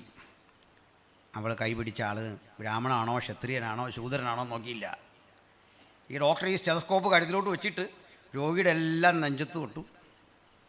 മെർക്കുറിയിൽ മുക്കിയ ആ മാവിനെ ഉപയോഗിച്ചുകൊണ്ട് നാക്കിൻ്റെ അടിയിൽ വെച്ചു എല്ലാവൻ്റെ. ചുരുക്കത്തിൽ നമ്മുടെ രാജ്യത്ത് ജാതീയത മാറ്റിയ ഒരു ഉപകരണം ആ ഡോക്ടറുടെ സ്റ്റെതസ്കോപ്പ്. മനസ്സിലായോ? ഇത് കൊണ്ടങ്ങ് തോട്ടമെന്ന് ഇങ്ങനെ തോട്ടമെന്ന് മനസ്സിലായോ? അരിവാൾ കൊണ്ട് ചെയ്ത വിപ്ലവത്തെക്കാൾ വലുത് ആ സ്റ്റെതസ്കോപ്പ് കൊണ്ട് ചെയ്ത വിപ്ലവം. ഇങ്ങനെ കുത്തിയെന്ന്. എൻ്റെ അടുത്ത് ചില ആളുകൾ പറഞ്ഞു പണ്ടായിരുന്നു നല്ലത്, ഭാരതം പണ്ട് ഭയങ്കരമായിരുന്നു, ഭാരതം പണ്ട് ഭയങ്കര സംസ്കാരങ്ങളുടെ നാടായിരുന്നു, നളന്ദ ഉണ്ടായിരുന്നു, തക്ഷശില ഉണ്ടായിരുന്നു. ആർക്കാ പ്രശ്നം? ഉണ്ടാകട്ടെ. പക്ഷെ അവിടെ പഠിക്കാൻ എല്ലാവർക്കും പറ്റില്ലല്ലോ. ഭയങ്കര പാട്ടും സംസ്കൃതവും വേദവും വേദാന്തം ഉണ്ടായിരുന്നു, നല്ലത്. പക്ഷേ എല്ലാവർക്കും പഠിക്കാൻ വയ്യല്ലോ. അതുകൊണ്ട് ഞാൻ നളന്തയിലേക്ക് പോകാൻ ഉദ്ദേശിക്കുന്നില്ല. നിങ്ങൾ ഓക്സ്ഫോർഡിലോട്ട് പോകും. പുതിയ തലമുറയോട് ഞാൻ പറയാം, ഓക്സ്ഫോർഡിലേ പോകാവൂ, JNUവിലേ പോകാവൂ. നമുക്ക് മുമ്പോട്ട് ചിന്തിക്കുക. അതായി പറഞ്ഞു വരുന്നത്. പൗരാണികമായ എന്തോ സംഭവങ്ങളുടെ ഓർമ്മകളിൽ അഭിരമിക്കാനല്ല, മുമ്പോട്ട് ലോകത്തെ പോകാൻ പഠിപ്പിച്ചത് ബ്രിട്ടൻ്റെ സർവാധിപത്യമാണ്. ബ്രിട്ടനെ വിളിക്കുന്നത് വെള്ളക്കാരൻ. മനസ്സിലായോ? ബ്രിട്ടൻ ലോകത്തോട് ഇതാ പറഞ്ഞത് സമാധാനമാണ്. പക്ഷെ കൊടുത്തത് നല്ല അടിയാണ്. എങ്ങനെ സമാധാനം വരുത്തിയത്? സമാധാനത്തിന് വേണ്ടി പോലീസ് ഒരു 5-6 വെടിവെച്ചു എന്ന് പറഞ്ഞ പോലെ ബ്രിട്ടൻ സമാധാനം പറഞ്ഞു, യുദ്ധം ചെയ്തു. ഒന്നാം ജീവി വിളിച്ചു വന്നത് ഒരു വെള്ളക്കുതിര. വെള്ള സമാധാനത്തിൻ്റെയും ശാന്തിയുടെയും പ്രതീകം. പക്ഷെ അതിന്മേൽ ഒരുവൻ ഇരിക്കുന്നു, അവൻ്റെ കയ്യിൽ വില്ലുണ്ട്. കയ്യിൽ യുദ്ധായുധം ഉണ്ടെന്ന്, വേണ്ടി വന്നാൽ പ്രയോഗിക്കും. ഞാനിതൊരിടത്ത് പ്രസംഗിച്ചപ്പോൾ ഒരാൾ പറഞ്ഞു, ദിവാസന ഒരു സംശയം അവിടെ ഉണ്ട്. എന്നുവെച്ചാൽ അവിടെ ഇരിക്കുന്നുണ്ട് ഈ വില്ലേ ഉള്ളൂ, അമ്പില്ല. അപ്പോൾ നിങ്ങൾ പറഞ്ഞങ്ങനെ ശരിയാകുന്നില്ല. ഞാൻ പറഞ്ഞു, ഈ വില്ലുണ്ടേൽ അമ്പുണ്ടല്ലോ, അങ്ങനെ ഇല്ലാത്തത് നിങ്ങൾ ഉണ്ടാക്കേണ്ടെന്ന്. ആ ശരി. അപ്പം ഞാൻ ചോദിച്ചു, യോഹന്നാൻ ഒട്ടക രോമം കൊണ്ടുള്ള ഉടുപ്പും അരയിൽ തോൽവാറുമായിരുന്നു വേഷം, പാൻറ് കാണുന്നില്ലല്ലോ. പുള്ളി പറഞ്ഞു അതൊക്കെ ഉണ്ട്, ഇല്ലാത്ത പാൻറ് ഉണ്ടാക്കേണ്ടെന്ന് പറഞ്ഞു. പത്രോ സംസാരിപ്പാൻ വായ തുറന്നു, അടച്ചതായിട്ട് കാണുന്നില്ലല്ലോ. ഇപ്പോഴും ആയിരിപ്പ എഴുതിൻ്റെ സ്ട്രക്ചർ പഠിക്കണം. അതായി പറഞ്ഞു വന്നു. ഇത്തിരി 100 ഞാൻ അങ്ങോട്ട് പറയാമെന്നാ ഈ പറഞ്ഞു വന്നതിൻ്റെ അർത്ഥം. ഒരു കാര്യം പറയുമ്പോൾ ഒരു ചേർച്ച വേട്ടെ. കയ്യിൽ വില്ലുണ്ടായിരുന്നു. അവൻ ജയിക്കുന്നവനായും ജയിപ്പാനായും പുറപ്പെട്ടു. നമുക്കൊരു കാര്യം അറിയാം, ഗ്രേറ്റ് ബ്രിട്ടൻ്റെ ചിഹ്നം സിംഹമാണ്. ഇവിടെ വിളിച്ച ജീവി ഒരു സിംഹമാണ്. അപ്പോൾ ചോദിക്കുക, ഒരു കെരൂബല്ലേ? തീർച്ചയായിട്ടും കെരൂബാണ്. അപ്പോൾ ഇതെങ്ങനെ ഒത്തുവരുന്നേ? പറയാം. ഭൂമിയിൽ നടക്കുന്ന ഏത് കാര്യത്തിലും അത്യുന്നതൻ്റെ കൺട്രോളുണ്ട്. അവൻ ഇഷ്ടമുള്ളവർക്ക് രാജ്യത്വം കൊടുക്കുന്നു. ഈ വെള്ളയുടെ പവർ അങ്ങനെ ജ്വലിച്ചു നിൽക്കുന്ന വേളയിൽ ലോകം കഴിഞ്ഞ നൂറ്റാണ്ടിൽ മറ്റൊരു കാഴ്ച കൂടി കണ്ടു. ഒരു ചുവപ്പിൻ്റെ ശക്തി വെള്ളയുടെ ശക്തിയെ വെല്ലുവിളിച്ചു വരുന്നു. ആ ചുവപ്പൻ കുതിരയെ വിളിക്കുന്ന ആളിനെ കണ്ടോ? ഒരു കാള വിളിക്കുന്നു, വരിക. വന്നതാരാ? ചുവന്ന കുതിര. ശരിയാണോ? കാള തൊഴിലെടുക്കുന്നവൻ്റെ പ്രതീകമാണ്. വണ്ടി വലിക്കുക, നിലമൊഴുക, ഇതാ കാളയുടെ ജോലി. കാള വിളിച്ചു വരിക, വന്നത് ചുവന്ന കുതിര. ആ വിളിയാ നമ്മൾ 18-ാം നൂറ്റാണ്ടിൽ കേട്ടത്, ഒടുവിൽ കേട്ടത് സർവരാജ്യ തൊഴിലാളികളെ സംഘടിക്കുക. ഒരു ചുവപ്പനാധിപത്യം. ആ ചുവപ്പനാധിപത്യം ശക്തിപ്പെട്ടിങ്ങനെ നിൽക്കേ വെള്ളയും ചുവപ്പും തമ്മിലുള്ള അടിക്ക് ലോകം സാക്ഷ്യം വഹിച്ചു. ശക്തമായ ഏറ്റുമുട്ടൽ. 1945 മുതൽ 90 വരെയുള്ള ലോകചരിത്രം പഠിച്ചാൽ ലോകത്തൊരു സംഭവം ഉണ്ടായി, ശീതസമരം, കോൾഡ് വാർ. കുട്ടികൾ പഠിച്ചിട്ടുണ്ടല്ലോ കോൾഡ് വാർ. ഒരു കുട്ടിക്ക് പരീക്ഷ ഇട്ടു, what is called war? Called വാർ അവൾ എഴുതി. പാവപ്പെട്ട സൈനികർ കമ്പിളി വസ്ത്രമില്ലാതെ തണുപ്പ് രാജ്യങ്ങളിൽ കഷ്ടപ്പെട്ട് ഇന്ത്യയുടെ അതിർത്തി കാക്കാൻ കഷ്ടപ്പെട്ട് പാകിസ്ഥാനെതിരെ നടത്തിയ യുദ്ധമാണ് ശീതസമരം. കാരണം തണുപ്പല്ലേ. ഇതല്ല ശീതസമരം. ശീതസമരം എന്ന് പറഞ്ഞാൽ അമേരിക്ക ഒരു പരീക്ഷണം നടത്തുന്നു, അപ്പോഴേക്കും റഷ്യ മറ്റും നടത്തുന്നു. ഇവർ തമ്മിൽ അണ്വായുധ പരീക്ഷണം, ആയുധ പരീക്ഷണം, ആയുധ കിടമത്സരം, ഇങ്ങനെ ലോകത്തെ 2 ശാക്തിക ചേരികളായി പിളർത്തിക്കൊണ്ട് ഇവരിങ്ങനെ ഏറ്റുമുട്ടുക. അതിൽ അമേരിക്കയ്ക്ക് അവന് ലോക മേധാവിത്വം വന്നേ. ബ്രിട്ടനിൽ നിന്ന് പറഞ്ഞു പോയത് അമേരിക്ക. ബ്രിട്ടനിലെ പ്രാർത്ഥനാ മനുഷ്യർ ചേക്കേറിയ സ്ഥലമാണ് അമേരിക്ക. ബ്രിട്ടനിലെ ഗുണ്ടാപ്പടകൾ ചേക്കേറിയ സ്ഥലമാണ് ഓസ്ട്രേലിയ. അവിടെ കൊള്ളരുതാത്തവൻ. അതിനാ മക്കളെ ഈ വിക്കറ്റ് വീഴുമ്പോൾ ഇമാരി തെറിയെല്ലാം പറയുന്നു. കുഞ്ഞുങ്ങൾക്ക് മനസ്സിലായോ? മുറ്റു തെറി. ഇന്ത്യക്കാരെയൊക്കെ തെറി വിളിക്കുന്നത് എന്തുകൊണ്ടാണ്? ഉള്ള ഗുണ്ടകളെ മുഴുവൻ അങ്ങോട്ട് ആ ദ്വീപിൽ കൊണ്ട് തട്ടി. അപ്പോൾ ബ്രിട്ടനും ഇംഗ്ലീഷ് സ്പീക്കിംഗ് പീപ്പിൾസ് എല്ലാം വൈറ്റ്സാണ്. അവരെ മൊത്തത്തിലെടുക്കണം. ലോകാധിപത്യം അവൻ്റെ കയ്യിലാണ്. അവനോട് കൃത്യ നമ്പറിൽ തിരിച്ചടിക്കാൻ ശേഷിയുള്ള ഒരു ചുവപ്പൻ ആധിപത്യം ശക്തിപ്പെട്ടു. ഈ ചുവപ്പും വെളുപ്പും തമ്മിലുള്ള അടി. സായിപ്പിൻ്റെ നിറം വെളുപ്പ്, അവൻ്റെ മുടി വെളുപ്പ്, അവൻ്റെ കുതിര വെളുപ്പ്, അവൻ്റെ സംസ്കാരം എല്ലാം വൈറ്റാണെങ്കിൽ മംഗോളിയൻ്റെ കൊടി അത് ചുവപ്പ്, മംഗോളിയൻ്റെ മുടി അത് ചുവപ്പ്, ചുവപ്പൻ സാമ്രാജ്യം അത്. ഇവരമ്മ ഇങ്ങനെ ഏറ്റുമുട്ടി 45 കൊല്ലം കഴിഞ്ഞു 1990. അതായത് കഴിഞ്ഞ നൂറ്റാണ്ടിൻ്റെ അവസാനം. കഴിഞ്ഞ നൂറ്റാണ്ട് വിട പറയുമ്പോൾ ഉറങ്ങാൻ കിടന്ന നിങ്ങൾ എന്ത് കെട്ട ഉറങ്ങിയെന്നറിയണ്ടേ? സോവിയറ്റ് യൂണിയൻ തകർന്നു.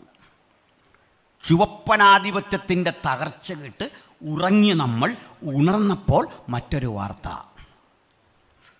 അമേരിക്കൻ ആധിപത്യം തകർന്നു, സാമ്പത്തിക പ്രതിസന്ധി. രണ്ടും തകർന്നു. തകർന്നെങ്കിലും അവർ തന്നെയാണ് കരുത്തർ. മനസ്സിലായില്ല? അല്പം ശക്തി ക്ഷയിച്ചു, പക്ഷെ അവർക്ക് തന്നെയാണ് പവർ. പക്ഷെ ആ വിടവിൽ ഒന്നാം ലോകം വെളുപ്പായിരുന്നു, രണ്ടാം ലോകം ചുവപ്പായിരുന്നെങ്കിൽ മൂന്നാം ലോകത്തെ ആളുകൾ ശ്രദ്ധിച്ചു, അത് കറുപ്പായിരുന്നു. മൂന്നാം ലോകത്തിൻ്റെ ആധിപത്യം കണ്ടു. മൂന്നാം ലോകം എന്ന ഇന്ത്യ ഉൾപ്പെടെയുള്ള പട്ടിണി രാജ്യങ്ങളാണ് മൂന്നാം രാജ്യങ്ങൾ.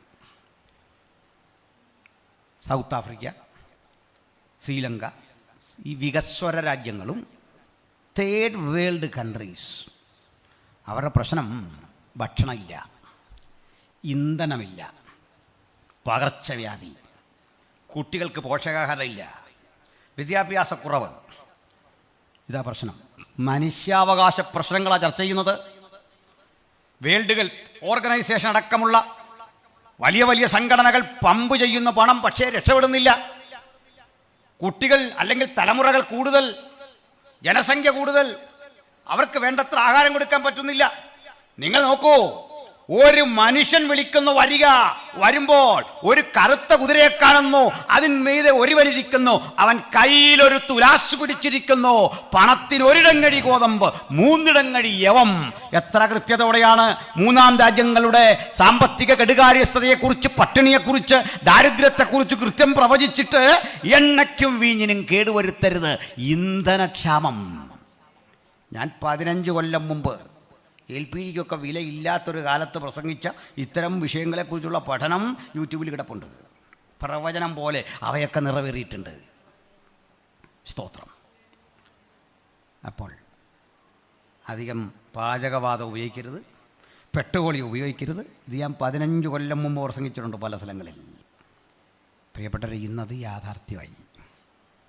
ഈ തേർഡ് വേൾഡിലെ നിറം കറുപ്പാണ്. ഒരു കറുപ്പാധിപത്യം ചരിത്രത്തിലേക്ക് വരിക, ഒരു കറുത്ത ലോകരാഷ്ട്രങ്ങളുടെ ശക്തിപ്പെടൽ മുമ്പോട്ട് വരിക. ഇന്ത്യയാണ് അതിന് നേതൃത്വം കൊടുക്കുന്നത്. അതിനൊക്കെ പ്രവചനപരമായ വേറെ കാരണമുണ്ട്, നമുക്ക് അതിലേക്ക് പോകാൻ നേരമില്ല, അവസാനിപ്പിക്കണം. പക്ഷേ 4-ാം മുദ്ര പൊട്ടിച്ചപ്പോൾ മറ്റൊരു സംഭവം. ഒരു വിളറിയ പച്ചക്കുതിര, ക്ലോറോസ്. ഇത് ഓർക്കാനൊരു വഴി പറയാം. ഈ ചെടികൾക്ക് പച്ച നിറം കൊടുക്കുന്ന രാസവസ്തു ഏതാ? ഏഷ്യൻ പെയിൻ്റാ? അല്ല, ഏതാ? അതന്നെ ക്ലോറോസ്. ക്ലോറോഫിൽ എന്ന മറ്റതിൻ്റെ പ്രയോഗം. ക്ലോറോസ് പച്ച, പച്ച വിളറി. എന്താ പച്ചയെന്ന് അറിയണ്ടേ? അത് ലോക തീവ്രവാദത്തിൻ്റെ നിറമാണ് പച്ച. വിശദീകരിക്കാൻ നേരമില്ല. ലോക തീവ്രവാദം. ഉച്ചഭക്ഷണത്തിന് കുഞ്ഞ് പാത്രം തുറന്നു, ഉച്ചഭക്ഷണത്തിന് വിശപ്പേറി ഓടിച്ചെന്ന് പാത്രം തുറക്കുന്ന കുഞ്ഞിനെ നമുക്ക് ഓർമ്മ വരുമല്ലോ. ഈ പാത്രം കൊണ്ട് തുറക്കുമ്പോൾ കൊതിയോടെ വിശപ്പോടെ ആഹാരത്തിന് അങ്ങോട്ട് ഇന്ന് പിടിച്ചു തുറക്കുകയും അതിൽ രഹസ്യത്തിൽ ഘടിപ്പിച്ച ബോംബ് പൊട്ടുന്നു. കുഞ്ഞ് പൊട്ടിത്തെറിക്കുന്നു. ക്ലാസ് മുറി മുഴുവൻ പുകയും തീയും കൊണ്ട് നിറയുന്നു. കുഞ്ഞുങ്ങളെ കലാലയത്തിൽ നിഷ്കരുണം കൊല്ലുന്ന, കാണ്ഡഹാറിലെ വിമാനം തട്ടി റാഞ്ചികളെ കൊണ്ട് പൂട്ടിയിടുന്ന, അവരെ സ്വന്തമാക്കുന്ന, യാതൊരുവിധ മനുഷ്യത്വവുമില്ലാതെ അതിഹീനമായി പെരുമാറുന്ന ലോക തീവ്രവാദം നമ്മുടെ തലയ്ക്ക് മീതെ നിൽക്കുന്നു. ഞാൻ വിശദീകരിക്കുന്നില്ല, കാരണം ഇതൊരു കൺവെൻഷനാണ്. ഇതൊക്കെ യൂട്യൂബിൽ വേണ്ട പോലെ പറഞ്ഞത് കിടപ്പുണ്ട്. പ്രിയപ്പെട്ടവരെ, ലോക തീവ്രവാദം നമുക്കറിയാം അറേബ്യൻ രാജ്യങ്ങളെ കേന്ദ്രീകരിച്ച് ശക്തിപ്പെടുകയാണ്. പക്ഷേ ആ രാജ്യങ്ങളിൽ അമേരിക്ക ആധിപത്യം ചെലുത്തി. ഇറാനിൽ, പിന്നീട് ഇറാഖിൽ, പിന്നെ അഫ്ഗാനിൽ, ഈ പറയപ്പെട്ട ഓയിലുൽപാദക രാജ്യങ്ങളിൽ അമേരിക്ക ലാൻഡ് ചെയ്തു. ലാൻഡ് ചെയ്തിട്ട് ഇവരെ അടിച്ചൊതുക്കിയപ്പോൾ ഈ പച്ചയുടെ വീര്യം കിട്ടു. അങ്ങനെ അത് മഞ്ഞയായി. എങ്കിലും ആ നിറം അവിടെ കിടപ്പുണ്ട്, എപ്പോഴും തിരിച്ചു വരാം.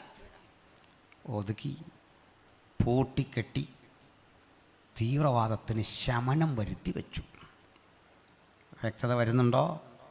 പ്രവചനം പഠിക്കണേ, ബൈബിളും പഠിക്കണം, വാർത്തയും കാണണം. അടിച്ച് പൂട്ടി ഒതുക്കി പരുവപ്പെടുത്തി അവിടെ ഇട്ടു. എന്നിട്ട് അടങ്ങുന്നില്ല. പതുക്കെ തലപൊക്കി തീവ്രവാദം കൺമുമ്പിൽ വന്നു നിൽക്കുന്നു. ലോകം അപകടകരമായൊരു കാലാവസ്ഥയെ താണ്ടുന്നു. ഇതൊന്നും പേടിക്കാൻ വേണ്ടി പറഞ്ഞല്ല. പേടി വരും നമുക്ക്. അങ്ങനൊന്നും നമ്മൾ പേടിക്കില്ല. തീയിൽ കുരുത്ത നമ്മൾ വെയിലത്ത് പാടുമോ? ഒന്നുമില്ല. തീവ്രവാദം ശക്തിപ്പെടുമ്പോൾ ഈ കുതിരയുടെ പുറത്തൊരുവനിരിക്കുന്നു, പേര് മരണം. പുത്രനെ നിഷേധിക്കുന്നവനാണ് എതിർ ക്രിസ്തു. പുത്രനെ, ദൈവപുത്രത്വം നിഷേധിക്കുന്നവൻ കള്ളനും കൊലപാതകിയും. വചനം കൃത്യം പറയുന്നു. പുത്രനെ നിഷേധിക്കുന്ന എതിർ ക്രിസ്തു ദൈവത്തിന് പുത്രനോ എന്ന് ചോദിക്കുന്ന സംഭാഷണം നമ്മുടെ കാതുകളിൽ കേൾക്കുമ്പോൾ തലമുറ പഠിക്കട്ടെ. പച്ച തീവ്രവാദത്തിന്റെ ശക്തിപ്പെടൽ നമ്മുടെ കൺമുമ്പിൽ വന്നു നിൽക്കുന്നു. ജനമുണരണം, പ്രാർത്ഥിക്കണം. കുഞ്ഞുങ്ങളെ സൂക്ഷിക്കണം. വിശേഷിച്ച് ഡോക്ടറാകുന്നതും എഞ്ചിനീയറാകുന്നതും IAS എടുക്കുന്നതൊക്കെ നല്ലതാണ്. പക്ഷേ ഇതിലും വലിയൊരു ഉദ്ദേശം ദൈവമക്കൾക്കുണ്ടായ ഇന്ന് രാത്രി പിരിയാവും. അവൻ ഡോക്ടറോ എഞ്ചിനീയറോ IAS IPS ആകട്ടെ, പക്ഷെ പ്രാർത്ഥിക്കുന്ന, ആത്മാവിൽ ആരാധിക്കുന്ന, ദൈവകൃപയുള്ളൊരു പങ്കാളിയായിരിക്കണം അവൾക്ക് ലഭിക്കേണ്ടത്, അവന് ലഭിക്കേണ്ടത്. ഈ ഉദ്ദേശം വെച്ച് ഇന്നു മുതൽ മാതാപിതാക്കൾ പ്രാർത്ഥിച്ചു തുടങ്ങണം. പ്രാർത്ഥിക്കുന്ന തൻ്റെ മക്കളെ, ആരാധിക്കുന്ന തൻ്റെ മക്കളെ, വചനം കയ്യിലെന്തുന്ന തൻ്റെ മക്കളെ സൂത്രത്തിൽ വലയിലാക്കാൻ പാകത്തിന് ശത്രു വലവിരിച്ചിട്ടുണ്ട്. സൂക്ഷിക്കണം. അതുകൊണ്ട് മക്കളുടെ ഭാവി എന്ന് പറയുന്നത് സാമ്പത്തിക പുരോഗതിയല്ല, വിദേശ രാജ്യത്തേക്ക് പോകുന്നതല്ല. അതിനൊക്കെ അപ്പുറത്ത് വിലയ്ക്ക് വാങ്ങിയ നാഥനെ തള്ളിപ്പറയുന്ന സ്ഥിതിവിശേഷത്തിലേക്ക് പോകാതെ നമുക്കും ഇത് തലയുയർത്തി നിൽക്കുന്ന ഇത്തരം ഭീഷണികളെ കണ്ടുണർന്ന് പ്രാർത്ഥിക്കണം. ഞങ്ങളൊക്കെ ഒത്തിരി പേരെ കൗൺസിലിങ്ങിലൂടെ മടക്കിക്കൊണ്ടുവരികയാണ്. അതൊക്കെ പിന്നീട് പുറത്തുവിടാം. നമ്മളൊക്കെ ബാക്കിയുണ്ടെങ്കിൽ ദൈവമക്കളെ, നിങ്ങൾ പ്രാർത്ഥിക്കുന്നു എന്നറിയാം. വലിയൊരു സമരത്തിലാണ് ഏർപ്പെട്ടിരിക്കുന്നത്, വലിയൊരു യുദ്ധത്തിൽ, ആശയയുദ്ധത്തിലാണ്. ഒരു കാര്യം ഉറപ്പുണ്ട്, പ്രാണനെ നശിപ്പിക്കാൻ ഒരുമ്പെട്ട് വരുമ്പോഴും അരുമനാഥൻ പറഞ്ഞു, പ്രാണനെ നശിപ്പിക്കുന്നവനെ ഭയപ്പെടരുത്. ഭയമില്ലാതെ ഈ ആത്മമണ്ഡലത്തിലെ ശുശ്രൂഷയ്ക്ക് വേണ്ടി ഇറങ്ങിത്തിരിക്കുമ്പോൾ ഞങ്ങളെ പ്രചോദിപ്പിക്കുന്ന ഘടകം ഒരു ആത്മഭാരമാണ്. ആരും നശിച്ചു പോകാതെ നിത്യജീവൻ പ്രാപിക്കണമെന്നുള്ള ദൈവത്തിന്റെ വചനം. അത് നമ്മുടെ കുടുംബങ്ങളിൽ, വ്യക്തിജീവിതങ്ങളിൽ ഓരോരുത്തർക്കും അനുഭവവേദ്യമാകാൻ പ്രാർത്ഥിക്കുന്നവരുടെ ഒരു വലിയ സൈന്യം സജ്ജമാകട്ടെ. അതാണ് ഇനി കാലത്തിന്റെ ഉണർവ്. Praise the Lord. സമയപരിധിയുണ്ട്, നമുക്ക് നിർത്തണം. പാതാളം ഈ മരണത്തെ പിന്തുടർന്നു. ഇംഗ്ലീഷ് കിടക്കുന്ന ശവക്കുഴി പിന്തുടർന്നു. ഗ്രേവ്. എൻ്റെ അർത്ഥം എന്താ? ഇങ്ങോട്ട് തട്ട്. ശവങ്ങൾ കുന്നുകൂടുന്ന അവസ്ഥാവിശേഷത്തിലേക്ക് ഭീകരതയുടെ നാളുകൾ സൃഷ്ടിക്കുമ്പോൾ അടുത്ത വചനം പറയുക, ശേഷം മനുഷ്യർക്ക് ഭൂമിയിലെ കാട്ടുമൃഗങ്ങളെ കൊണ്ട് മരണം വന്നു. ഇതൊക്കെ എഴുതി വെച്ച കാലത്ത് ഇത്രയും കാട്ടുമൃഗമില്ല. ഇന്ന് തെരുവുകളിലൊക്കെ പന്നി, വിഷപ്പാമ്പുകൾ. ഓരോ മൃഗങ്ങളെയും കൊല്ലാൻ പാടില്ല. നോക്കണേ, മനുഷ്യ ശരീരത്തെ കടിച്ചു മുറിക്കുന്ന, കുഞ്ഞുങ്ങളെ ക്രൂരമായി കൊല്ലുന്ന തെരുവ് നായ്ക്കളെപ്പോലും കൊല്ലാൻ പാടില്ല. ഇവയൊക്കെ വളരെ ഇങ്ങനെ. ഈ കിതാബ് എത്ര വർഷം മുമ്പ് ഇതൊക്കെ നിരീക്ഷിച്ച് നിങ്ങൾ ഓർത്താൽ മതി. അവശേഷിക്കുന്നവരെ കടിച്ചുകുടയാൻ, കാട്ടുമൃഗങ്ങളെ കൊണ്ട് മരണം വന്നു. ആർക്കും പ്രവർത്തിച്ചുകൂടാത്ത രാത്രി വരുന്നു. അവിടെയാണ് ഉണർവ് വേണ്ടത്. നിങ്ങൾ ഉണരുന്നില്ലെങ്കിൽ, ഈ ഗത്സമനയിൽ അരിമനാഥൻ നൊമ്പരപ്പെട്ട് പ്രാർത്ഥിക്കുമ്പോൾ നിങ്ങൾ ഉണരുന്നില്ലെങ്കിൽ, നിങ്ങൾ ഉറങ്ങുന്നെങ്കിൽ, ഉണരാൻ പാടില്ലാത്ത ഒരു വ്യാജൻ ഉണരും. അവൻ്റെ പേരാ യൂദ. അവൻ വേഗത്തിൽ ഓടിപ്പോയിട്ടുണ്ട്. ഒറ്റിക്കൊടുക്കുന്ന 30 വെള്ളി നാണയത്തിന് വേണ്ടി കരം നീട്ടി നിൽപ്പുണ്ട്. നീ ഉറങ്ങുമ്പോൾ ഉണരാൻ പാടില്ലാത്തവൻ ഉണരും. അവൻ പ്രതിസന്ധി ഉണ്ടാക്കും. അപ്പോൾ ശക്തിപ്പെടാനാ ഈ പ്രാർത്ഥിക്കാൻ പറഞ്ഞത്. പ്രാർത്ഥിക്കാതിരുന്നത് കൊണ്ടാ ഈ ഗതികേട് വന്നേ. യേശു ഗത്സമനെ പ്രാർത്ഥിച്ച ചിലരുടെ പരാതി. പക്ഷേ നിങ്ങളുടെ കാര്യം കണ്ടോ? പ്രാർത്ഥിച്ച യേശു ഗത്സമനയ്ക്ക് പുറത്തേക്ക് വന്നിട്ട് ചോദിച്ചു, എന്ത് വേണം? ആ ചങ്കുറപ്പ് നിങ്ങൾ കണ്ടോ? അതാ പ്രാർത്ഥിച്ചാൽ കിട്ടുന്നത്. അല്ല ഓടി ആ മലമണ്ട വഴി കയറി അവിടെ കയറി പാത്തിരുന്നോ?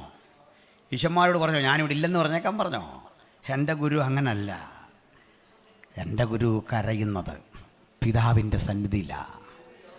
അവിടുത്തെ മുതുമുത്തച്ഛൻ ദാവീദ് ഇങ്ങനായിരുന്നു. കാലത്തും സന്ധ്യയ്ക്കും ഉച്ചയ്ക്കും സന്ധ്യയ്ക്ക് ഏത് നേരത്തും എൻ്റെ സങ്കടം ബോധിപ്പിച്ച് ഞാൻ കരയും. കക്ഷി കരയും. പക്ഷേ കാര്യത്തോടെടുത്ത് മറ്റവനിങ്ങോട്ട് വരും പറയാ, എടാ ഒരു സൈന്യം എൻ്റെ നേരെ പാളയിറങ്ങിയാലും ഞാനൊന്നും വകവെച്ച് തരില്ല. ഇതാ അകത്ത് പ്രാർത്ഥിക്കുന്നവൻ്റെ കരുത്ത്. ഗത്സമനയിൽ പ്രാർത്ഥിച്ചവൻ വന്നിട്ട് ചോദിച്ചോ, നിങ്ങൾ ആരെ തിരയുന്നു? നസ്രയനായ യേശുവിനെ. അത് ഞാനാ. ആ ചങ്കുറപ്പിന്റെ പേരാ കർത്താവായ യേശുക്രിസ്തു. കാലവിളംബമന്യേ അവൻ തനിക്കായി കാത്തിരിക്കുന്ന കാന്തയെ ചേർക്കാൻ വാനവിരവിൽ പ്രത്യക്ഷനാകാൻ പോകുന്നു. ഏത് കണ്ണും അവനെ കുത്തിത്തുളച്ചവരും അവനെ കാണും. അവന്റെ വരവ് വേഗത്തിൽ സംഭവിക്കാൻ കാലമടുത്തിരിക്കയാൽ ഇന്ന് രാത്രി മനസ്സിലാക്കൂ, ലോകം ഒരുങ്ങുന്നു അവന്റെ വരവിന് വേണ്ടി. നാടൊരുങ്ങുന്നു, സമൂഹം ഒരുങ്ങുന്നു. തന്റെ കാന്തയും തന്നെത്താൻ ഒരുക്കട്ടെ, ഉണരട്ടെ, ജാഗരിക്കട്ടെ, കാത്തിരിക്കട്ടെ. നമ്മുടെ കാന്തൻ വരാറായി. ആ പ്രതീക്ഷയിൽ, ആ പ്രത്യാശയിൽ നമുക്കൊരുങ്ങാം, ഉണരാം, ജാഗരിക്കാം, കാത്തിരിക്കാം. ഈ വചനങ്ങളാൽ കർത്താവ് നമ്മളെ അനുഗ്രഹിക്കുമാറാകട്ടെ. ആമേൻ.